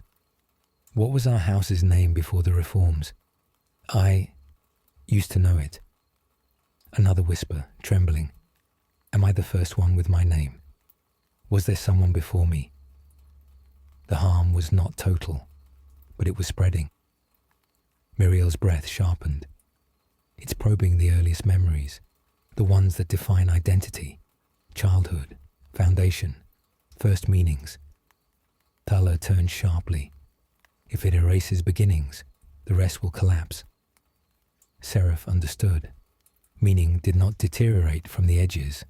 It dissolved from the core. He spoke to the choir, not loudly, but with anchored, deliberate resonance. Begin harmonic stabilization, no pulse, only reinforcement. The choir lowered their hands to the crystal threads and drew a single tone from them. Not sound, but vibration of memory. The resonance spread outward in invisible waves. It moved through the forging halls, through the remembrance, plazas, through the children reciting names. And for a moment, just a moment, the fraying stopped. Not reversed, but paused. Muriel touched Seraph's arm lightly. "You're holding it." He shook his head. "No, we are holding it. Astraeon holds itself." But even as he said it, the shimmer beyond the breach shifted. The silent enemy was curious, almost fascinated. It had not expected resistance rooted not in fear or strength, but in remembrance. The pressure changed, not heavier, more focused. Seraph felt something brush against him, seeking, searching, not violent, almost gentle. A thought trying to form inside his own mind.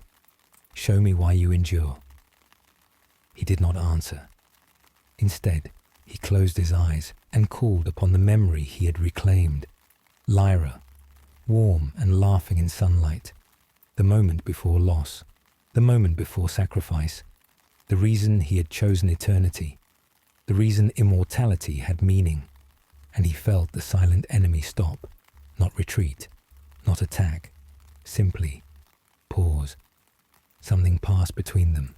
Unfathomable, yet clear.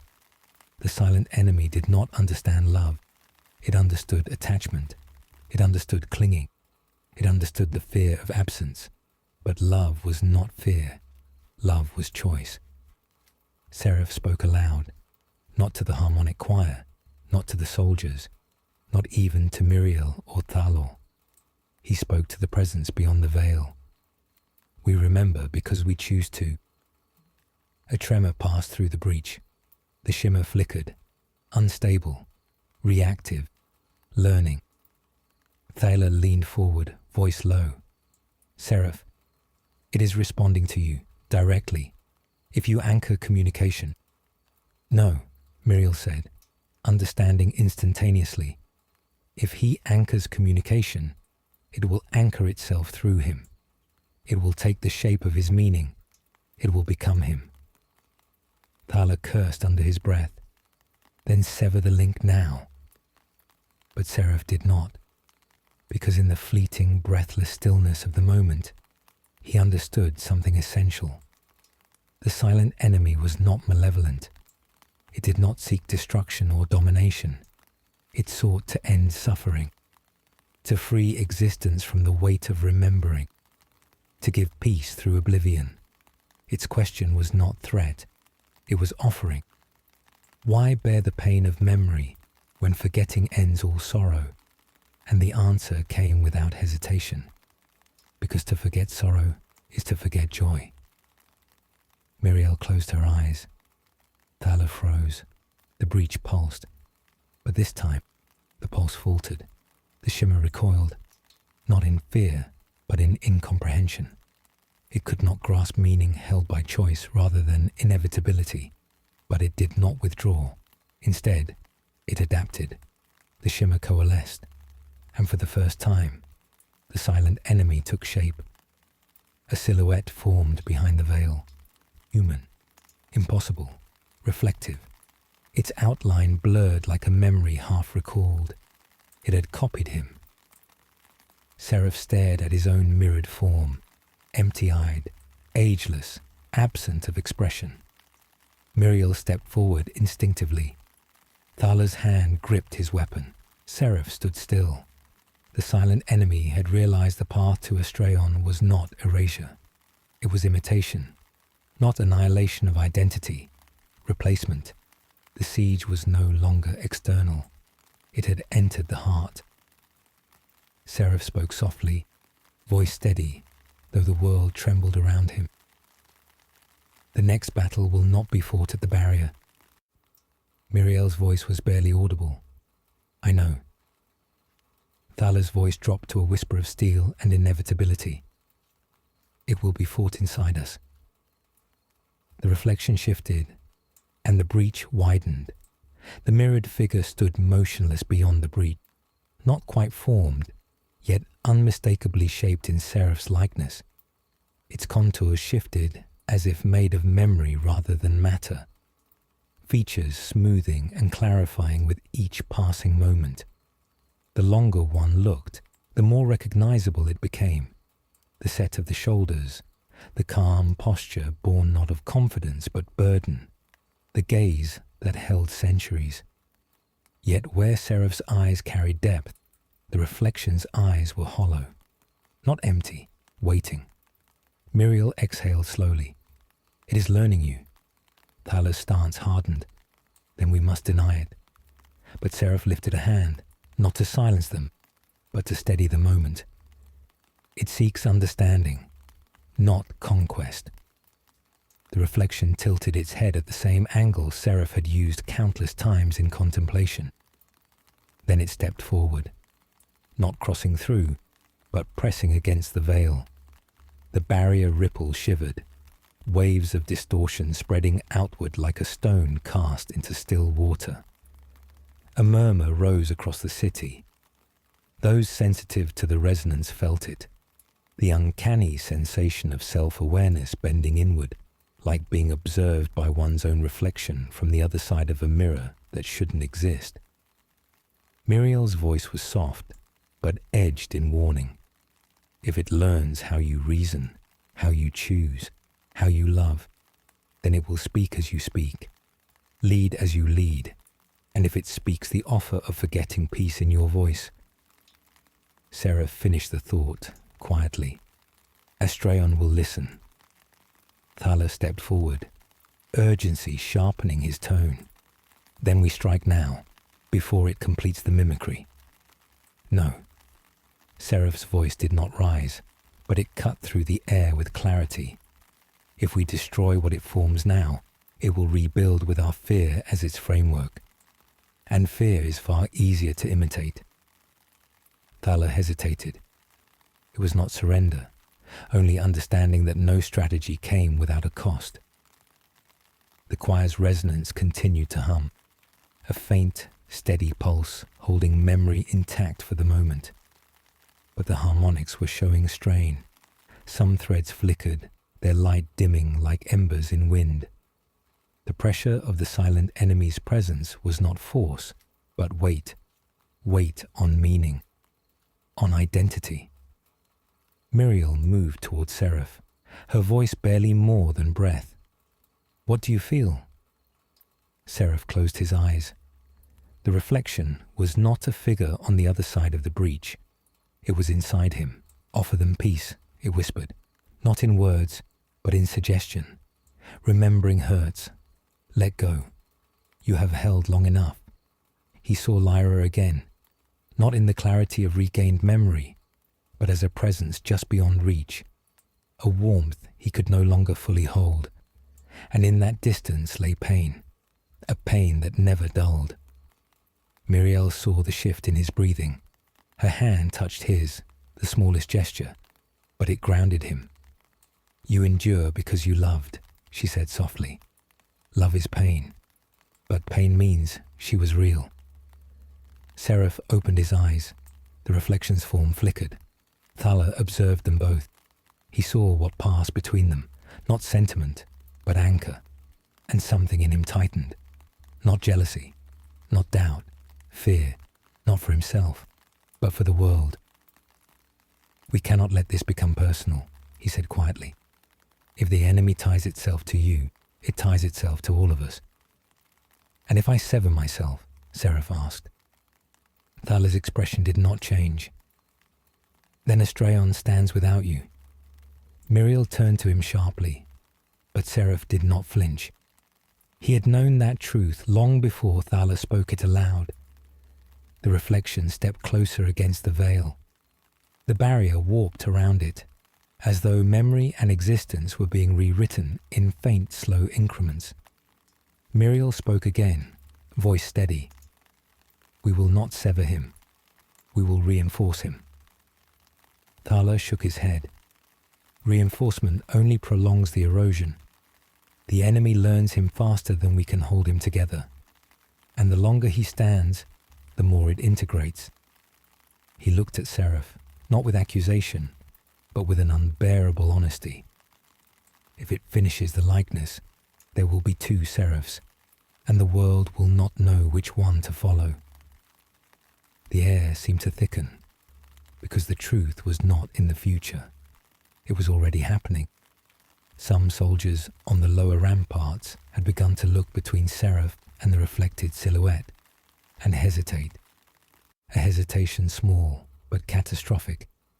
If belief fractured, Astraeon would fall. Seraph's voice was quiet. Then we must move the battle inward. Miriel and Thala both turned to him. Seraph stepped closer to the breach, until the mirrored form seemed almost to reach back.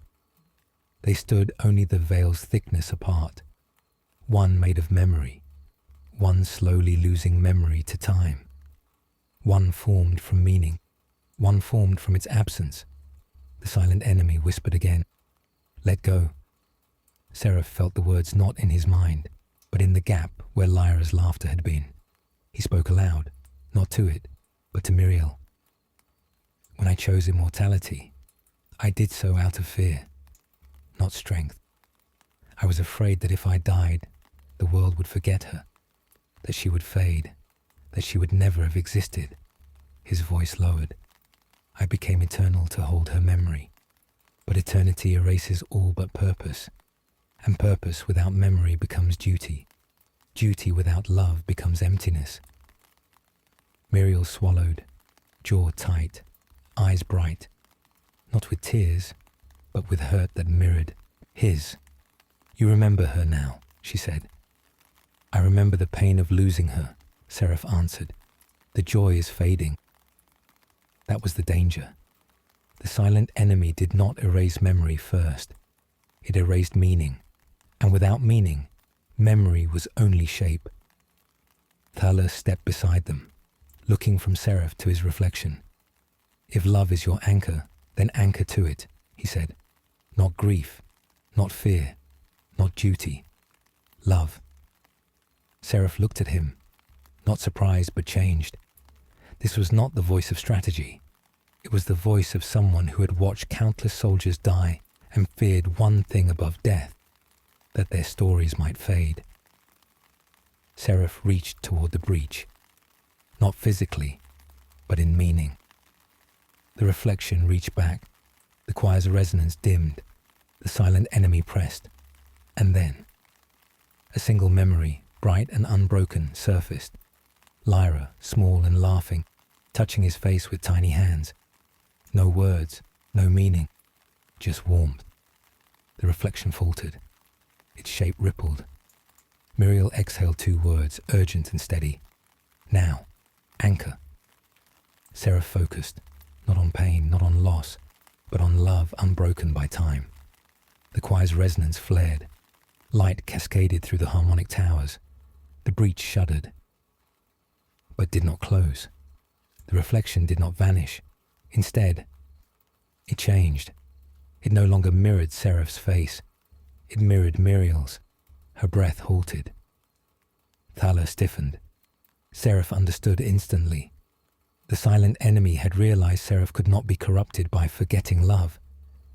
So it shifted to the one he could not bear to lose in the present, Muriel. But it did not take her form as she was. It took her as she would be, when he forgot her. A memory he had not yet lost. A memory the silent enemy now intended to erase. Muriel whispered, voice barely audible. "It knows where to break you." The breach widened further. The reflection stepped through. The first step of the silent enemy into Astraeon was not violence. It was recognition, and the war truly began. The figure that stepped through the breach was not entirely formed. Its body flickered with the faint humming distortion of something that existed both here and elsewhere, its edges soft like smoke, its features shifting, yet unmistakably drawn from Muriel's likeness. Not as she stood now, strong and sure, but as she might look if memory left her hollow. Eyes without recognition, posture without purpose, presence without weight, an echo of what she could become if meaning slipped away. Muriel stood perfectly still as she faced it. Her breathing was steady, though her fingers tightened slightly at her side. She did not move to draw a blade. A weapon would have no target here. This was not flesh.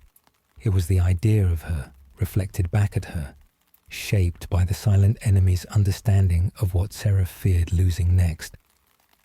Seraph stepped closer, but Muriel raised her hand, stopping him with a single motion. "No," she murmured. "If you stand between us, it will learn your fear." Thala stood rigid behind them, his own breath held tight behind clenched jaw. He wanted to intervene. Anyone could see it. But the battlefield had shifted beyond the reach of steel. The front line was memory now, identity, meaning. And Muriel was at its center. The reflection tilted its head. When it spoke, if speech is what it was not with sound, but with memory stripped of texture. Hollow meaning. An echo of something Muriel remembered saying once, long ago, but with the warmth removed. "You will forget him." Muriel did not recoil. Her eyes narrowed, gaze steady. Perhaps, but not today. The reflection took another step. The room darkened, not with shadow, but with absence. The crystals in the resonance harp dimmed slightly, as if the presence consumed context wherever it stood. Seraph felt something shift inside him, a faint, terrible unraveling. The memory of Muriel's voice, how it sounded when she spoke his name not as title, but as someone who remembered him, flickered. Just once. A tremor, subtle but real. He steadied himself. He anchored to the memory of her not as duty, nor as command, but as the one who had held memory for him when he could not. She had remembered Lyra for him, long before he admitted he had forgotten. The reflection spoke again, this time using Muriel's tone exactly. Not hollow, perfect. "You are already losing her." Muriel's jaw tightened. "I know." The honesty in those words landed like a blade turned inward, not cutting, but clarifying. Thala stepped forward, voice low. "Muriel, this is not a dialogue. This is invasion. Do not give it language to shape itself." Muriel did not look away from the reflection. "If I refuse to speak, it will use silence. This enemy is not shaped by words. It is shaped by meaning. If I hide what I fear, it will sense the shape of what I hide." Seraph felt the truth of that in the hollow ache behind his ribs. He said quietly, "Then speak truth, Muriel, not fear." The reflection shifted, and now its features were clearer, sharper, more real. It raised a hand, mirroring her exactly. A memory surfaced, not a forced one, Not an intruding whisper, but Muriel's own. A courtyard of cut stone. A young Muriel kneeling before Seraph, offering her oath not out of duty, but choice. Her voice had trembled, not with nervousness, but with devotion. She had chosen him, chosen Astraeon, chosen to remember what he would one day forget. That moment was her anchor. She spoke, voice soft but unbreakable. I do not fear losing myself. I fear losing what we kept alive together. The reflection paused. For the first time, it hesitated. It did not understand love shared. Love held between two people, reinforcing meaning instead of eroding it. The silent enemy knew how to unmake isolated identity. But Muriel and Seraph were not isolated. They were mirrored anchors. Thaler's voice was barely audible. It is weakening. You are disrupting its template. Seraph's eyes sharpened.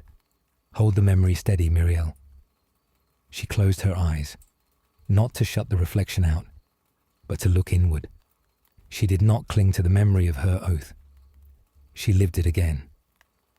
The room seemed to brighten, not with light, but with presence. Muriel opened her eyes again. I am Muriel of Astraeon, she said. I remember who I was before the war. I remember who I became because of it. I do not need eternity to know meaning. I know meaning because I have chosen it every day. The reflection flickered violently now, its features breaking and reforming, as though trying to find a shape that matched but could not. But then, the silent enemy adapted again. The reflection did not vanish. It changed shape once more. It became not Muriel as she might be forgotten. It became Muriel dying. Her hair streaked with age that would never come. Her face lined with grief beyond bearing. Her eyes empty of recognition. Not erased, just worn out. A future that was possible. A future that terrified Seraph more than oblivion. Muriel inhaled sharply. Thaler moved forward without thinking, but Seraph caught him with a single silent gesture. No. If they tried to remove this memory, to deny it, to resist it, it would become truth. Muriel faced her possible end. Her voice trembled now, not with fear, but with sorrow so deep it nearly buckled her. That could be me, she whispered. That could be how I end. Forgotten by you. A caretaker of memories left alone in the dark. Seraph stepped beside her, not to shield her, to stand with her. His voice was quiet, fragile, human. Yes, that could be your fate. I cannot promise otherwise. Muriel closed her eyes. A tear did not fall, but something inside her shifted. She exhaled. Then let that be my choice too. The reflection froze. The silent enemy could not comprehend that. A future accepted willingly could not be used as a weapon. Meaning chosen, even if painful, was unassailable. The reflection shuddered once, its form blurred, its presence recoiled, not defeated, but disrupted. The breach trembled. Thaler exhaled with something like awe. You forced it to retreat. Muriel's voice was hollowed, tired. Not retreat, redirect. It will adapt again. Seraph turned to her, and in his eyes there was something new.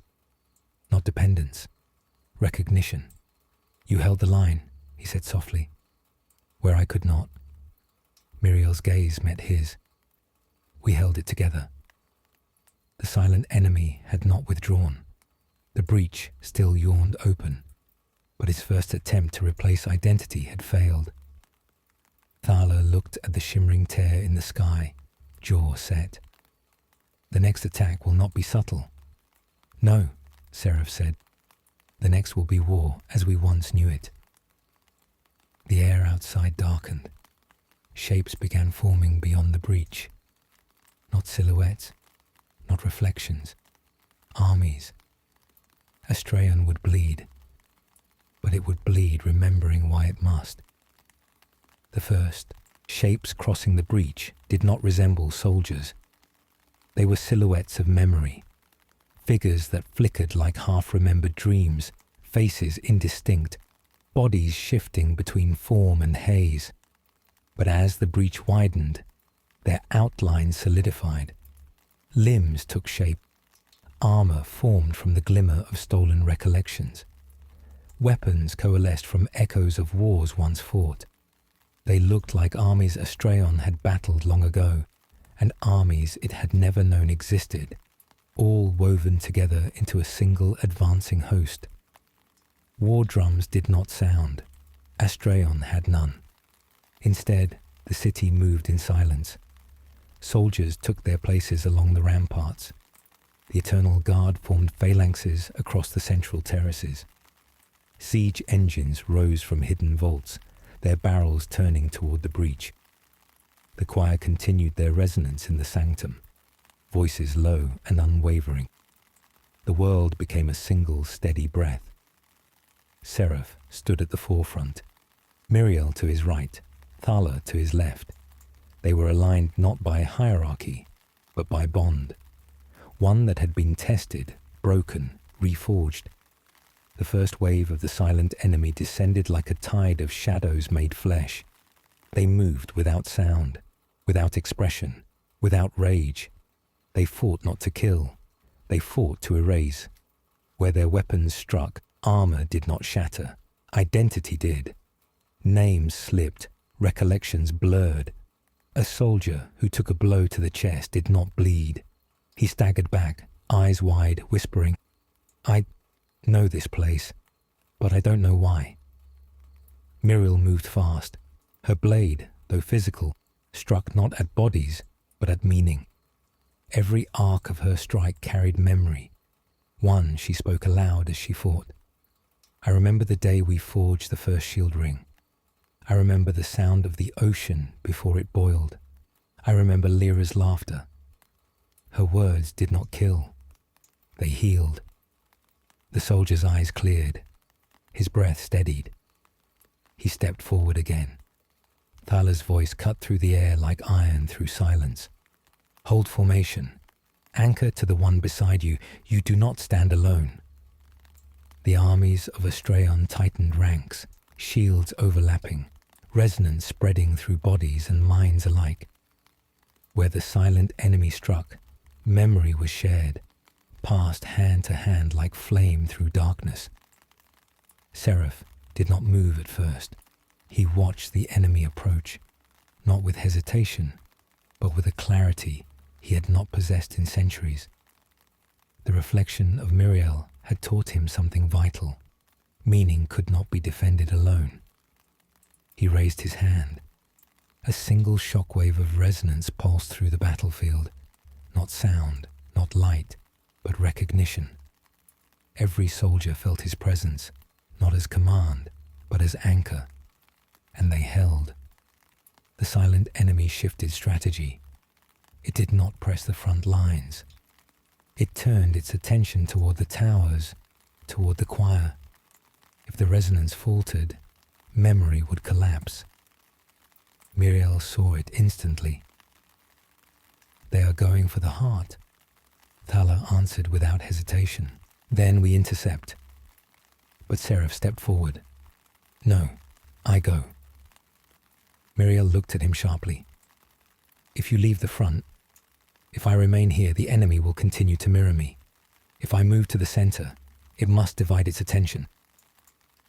Thala met his gaze. "This is not a tactical move. This is sacrifice." Seraph did not deny it. "Astraeon needs time. I can give it." Miriel reached for him, not to stop him, but to steady him. "You do not have to do this alone." He held her hand for a moment.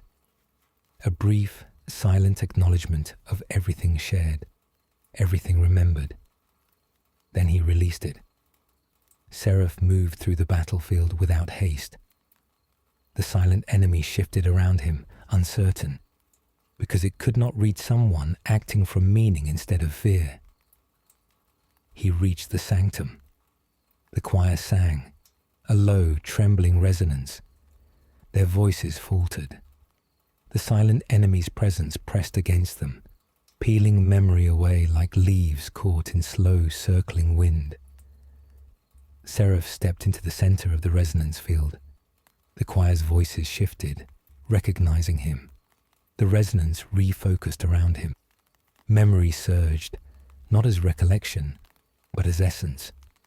Seraph felt himself laid bare, not the immortal figure carved in monuments, but the man he had once been. He remembered holding Lyra in the sunlight. He remembered Muriel offering her oath. He remembered the day the covenant was made, not to protect the world, but to protect a single, fragile love. He remembered that love was real, and he understood something he had not understood before. His immortality had never been strength. It had been a prison built from fear of grief. The silent enemy entered the sanctum, not as soldiers, not as Muriel's reflection, but as Lyra. A small form stepped forward, wooden bird in hand, eyes wide and bright and warm. Her voice, soft, perfect, remembered exactly, echoed in the chamber. "Father?" Muriel gasped. Thala froze mid-strike. The choir faltered. Seraph did not move. The form stepped closer, reaching her small hand toward him. "Come home. You don't have to hold any more." His heart cracked, cleanly, completely. He inhaled, and for the first time in thousands of years, he allowed himself to feel the full reality of loss, not forgetting, remembering. He knelt before the reflection of his daughter, not to embrace, not to accept, but to speak the truth he had carried all this time. "I loved you," he whispered, "and I lost you, and I will carry that loss, not to keep you alive, but because you lived." The reflection flickered, its form distorted. The silent enemy recoiled, not in pain, but in confusion. It could not understand love without denial. Seraph exhaled, slowly, softly, completely, and with that breath, he let go of immortality. His memory did not collapse. It released. The covenant unraveled. His age returned. His body weakened. His immortality fell away like dust on wind. Muriel cried out, but she did not move toward him. She knew. He had chosen. Thala bowed his head, not in grief, but in reverence. The silent enemy realized what had happened too late. Seraph Valeus, High Castellan of Astraeon, was no longer immortal, and without immortality, he could not be mirrored. Meaning had returned to the mortal plane. Seraph looked up, exhausted, fading, alive. "Muriel," he whispered. She was already beside him, catching him as he sagged, her hands steady, her eyes burning. "You remembered," she breathed. He smiled, a small, tired smile full of love. "I always did. I just couldn't feel it." The silent enemy trembled. The breach shuddered. The imitation armies lost form, meaning held. Astraeon had not won, but the tide had shifted. The war would end, one way or another. Seraph closed his eyes. Muriel held him. Thala stood guard over them both, and the silent enemy learned something new. Love cannot be erased, but it can be paid for. The moment Seraph's immortality fell, the resonance that had shaped the city for millennia shifted in tone. It did not collapse. It softened. What had once been unyielding became human again, fragile, breathing, alive. The choir's voices trembled, wavering between harmony and grief, and across the terraces and ramparts of Astraeon, soldiers felt it as a weight in the chest, a tightening behind the ribs. The world had not lost its leader. It had regained the man he had once been. But the silent enemy felt the change as well. The breach pulsed, a deep, slow vibration that rippled through the barrier like a shockwave. The reflective armies that had formed from stolen memory shuddered, their forms unraveling. Limbs dissolved back into mist. Weapons crumbled, faces blurred until they were nothing more than echoes slipping apart. Without Seraph as an anchor of imitation, the enemy's attempt at mirroring faltered. But the silent enemy did not retreat. It adapted. The shimmering veil behind the breach twisted into a spiraling vortex of pale, devouring quiet. It was no longer attempting to reflect. Now it simply consumed. The ground beneath the southern bastion dimmed. The stone lost texture, detail, history. Walls that had stood for 500 years smoothed into featureless grey. Carvings of names in the remembrance tablets faded into blank surfaces. Monuments to victories long past became anonymous pillars of stone. Identity was being eaten. Miriel held Seraph's weight against her as he struggled to remain upright. His breath was shallow, but steady, mortal. His hands trembled, but the tremor was not weakness, it was life. She looked into his face, searching not for the immortal she had served, but for the man beneath. He met her gaze. I can still stand. But she did not release him. Thala stood before them, back to the breach. Sword drawn through the blade would accomplish nothing against what approached. His stance was not one of defiance, but of refusal. He would not allow meaning to fall without contest. His voice was low, steady. The breach is widening. We must contain the collapse. If the barrier dissolves entirely, the silent enemy will not stop at Astraeon. It will consume the galaxy. Seraph's voice was soft. I know. Miriel's hand tightened around his. But you cannot hold the resonance anymore. The choir can support the memory field, but they cannot form the anchor. Seraph exhaled, a breath weighted by acceptance. Then the anchor must pass to another. Thalor turned to him sharply. No. Miriel's voice came slower, quieter. You speak of the succession of memory. Seraph nodded. Astraeon did not govern by blood. It governed by meaning. The role of Castellan was not inherited. It was remembered. To pass the anchor was to pass the essence of the world itself. Thala understood this first. His jaw tightened. If the anchor transfers, you will fade, not die, fade. The memory of you will soften. The faces of the people will recall you differently. Your daughter's echo. Seraph closed his eyes briefly. I know. Miriel's breath tremored, not with indecision, but with the weight of choosing what could not be avoided. Then the question is not whether the anchor must be passed. Her voice deepened. It is to whom? The choir's voices faltered. One collapsed to the ground, clutching her head. Another stared at his own hands in confusion, as if unsure they belonged to him.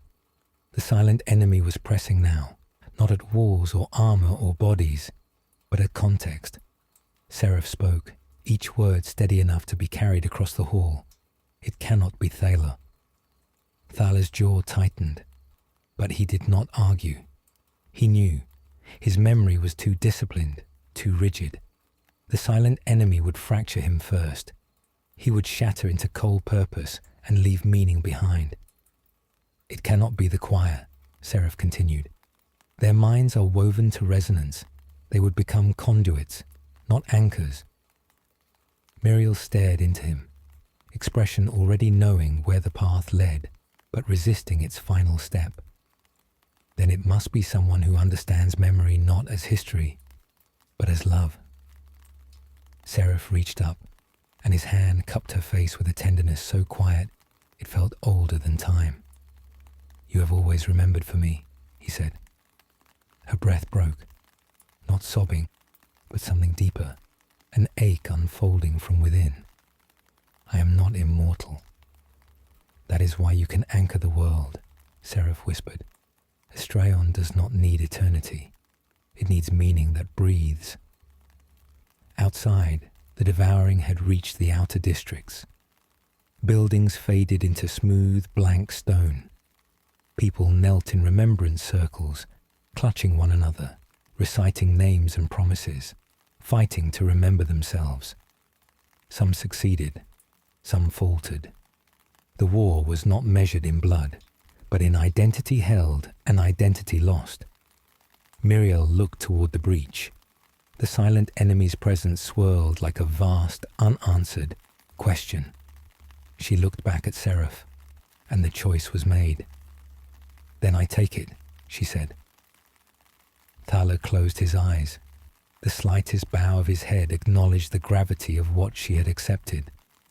Seraph leaned forward, his forehead resting gently to hers. No ceremony was needed, no incantation, no ritual. The anchor passed through touch, through memory, through shared meaning. The resonance shifted, not brightening, not strengthening, but changing tone, becoming warmer, more human, more breakable, and therefore more real.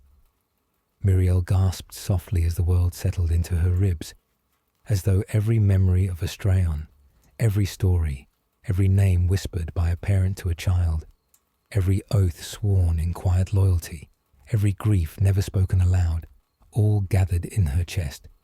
Seraph sagged. She caught him as he slid to the floor, not dying, but fading. He looked up at her with a soft, tired, grateful smile. "Remember her, not for me. For her," Muriel finished. His eyes closed. She held him. Thaler stepped to her side, not touching, not intruding, simply present. His voice was quiet, reverent. "The barrier shifts to your memory now.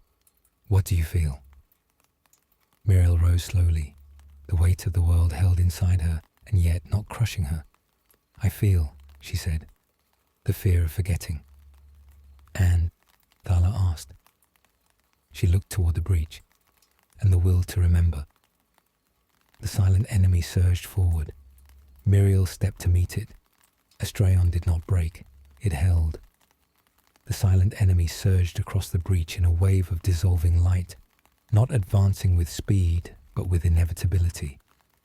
It moved like fog swallowing a valley, slow, pervasive, stripping detail from the world with each breath it brushed against. Walls lost texture, flags lost color, names whispered on lips faltered before sound could shape them.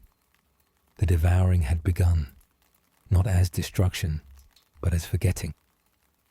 At the center of the city, Muriel stood alone on the highest parapet, alone in body, yet not alone in meaning. The anchor of Astraeon pulsed through her chest like a second heartbeat, slow and heavy and ancient. Memory poured through her, not as images or stories, but as presence. Every voice, every oath, every joy and loss lived in her now. The weight could have crushed her. For a moment, it nearly did. Her knees buckled, her breath shuddered. The world tilted under her. Thaler was suddenly at her side, one hand gripping her shoulder. His strength did not come from certainty, nor from defiance. It came from endurance, the same endurance that had kept him standing through decades of war, long before immortality had ever touched their world. "Breathe," he said quietly. She did, slowly, purposefully, and the weight steadied, not lighter, but bearable. Below them, the armies of Astraeon held their ground, not advancing, not retreating. Shields overlapped, hands clasped forearms, each soldier anchored to another. Memory passed like a current through the ranks. Loss, sorrow, triumph, laughter, the warmth of shared meals, the ache of farewells, the small joys of mornings that had once mattered. All of it lived in the quiet spaces between them, and the silent enemy felt it, not as pain, as resistance. Muriel stepped forward to the edge. Her voice carried, not by force but by meaning. "Astraeon, do not hold for me." The soldiers looked up. The choir fell silent. Even the devouring quiet seemed to still. "Hold for yourselves," she said. No battle cry followed. None was needed. The silent enemy pressed again, now with more than absence. It manifested shapes, shadows of familiar faces, fragments of lost loved ones, half-remembered words spoken once in joy, and now returned twisted by longing. A mother reaching for her grown child with the voice she had when he was small. A brother smiling the way he had before the plague took him. A lover calling from the night they parted. Whispers rose among the soldiers. Breath caught. Grief surfaced where it had been buried. The army wavered, not in formation, but in heart. Thala saw it and spoke, not loud, but steady. Pain is memory. Do not reject it. Muriel placed her hand against her chest and let herself remember too. She remembered Seraph, not as the immortal Castellan carved in legend, but as a man sitting beside her once on a quiet night when the war was new and the stars still felt close. His voice low, speaking not of victory or strategy, but of a fear he had never voiced to anyone else. I do not fear death. I fear fading inside myself. She had promised then, not knowing how heavy the promise would become, to remember him when he could not remember himself. And she had kept that promise. Now she carried him inside her, not as immortal memory, but as love. The silent enemy pressed harder. Muriel stepped to the very edge of the parapet. The air around her shimmered with the weight of the breach. The silent enemy did not speak with words. It sought the center of her. It pressed directly against the memory she held of Seraph, trying to erase him. Her chest tightened. Her vision blurred. She felt the memory slipping, the warmth of his voice, the exact shape of his smile, the sound of him laughing once, softly, tiredly. She reached for it and felt nothing but outlines. No, not lost, just fading. She breathed in. The resonance pulsed with her. The memory did not return with clarity, but with presence. She remembered loving him. That was enough. She spread her arms as though opening a door, not to welcome the silent enemy, but to show it the shape of what it could not take. I remember, she whispered. The word did not echo. It resonated. The choir rose behind her, not chanting, but humming, low and deep. Their voices did not form melody. They formed anchor. Across the city, soldiers leaned into one another, not gripping weapons, but gripping each other, grounding meaning. Children in the remembrance circles lifted their hands, palms pressed together. The elders whispered stories not aloud, but into the fabric of the air itself. Memory became not individual, it became shared. The silent enemy recoiled, not in fear, but in confusion. It pressed again, harder, trying to dissolve the unity, to unravel the shared memory back into isolated strands. It failed. Astraeon did not hold because of power. It held because no one held alone. Thala's voice came soft beside Muriel. Hold the world, Archon. She did. The resonance swelled, not bright, not triumphant, steady. The breach began to narrow, slowly, painfully. Muriel's breath trembled. The weight of memory was not growing heavier. It was consuming her, not erasing her, but merging with her. She could feel herself dissolving into the world she held. Thala saw it.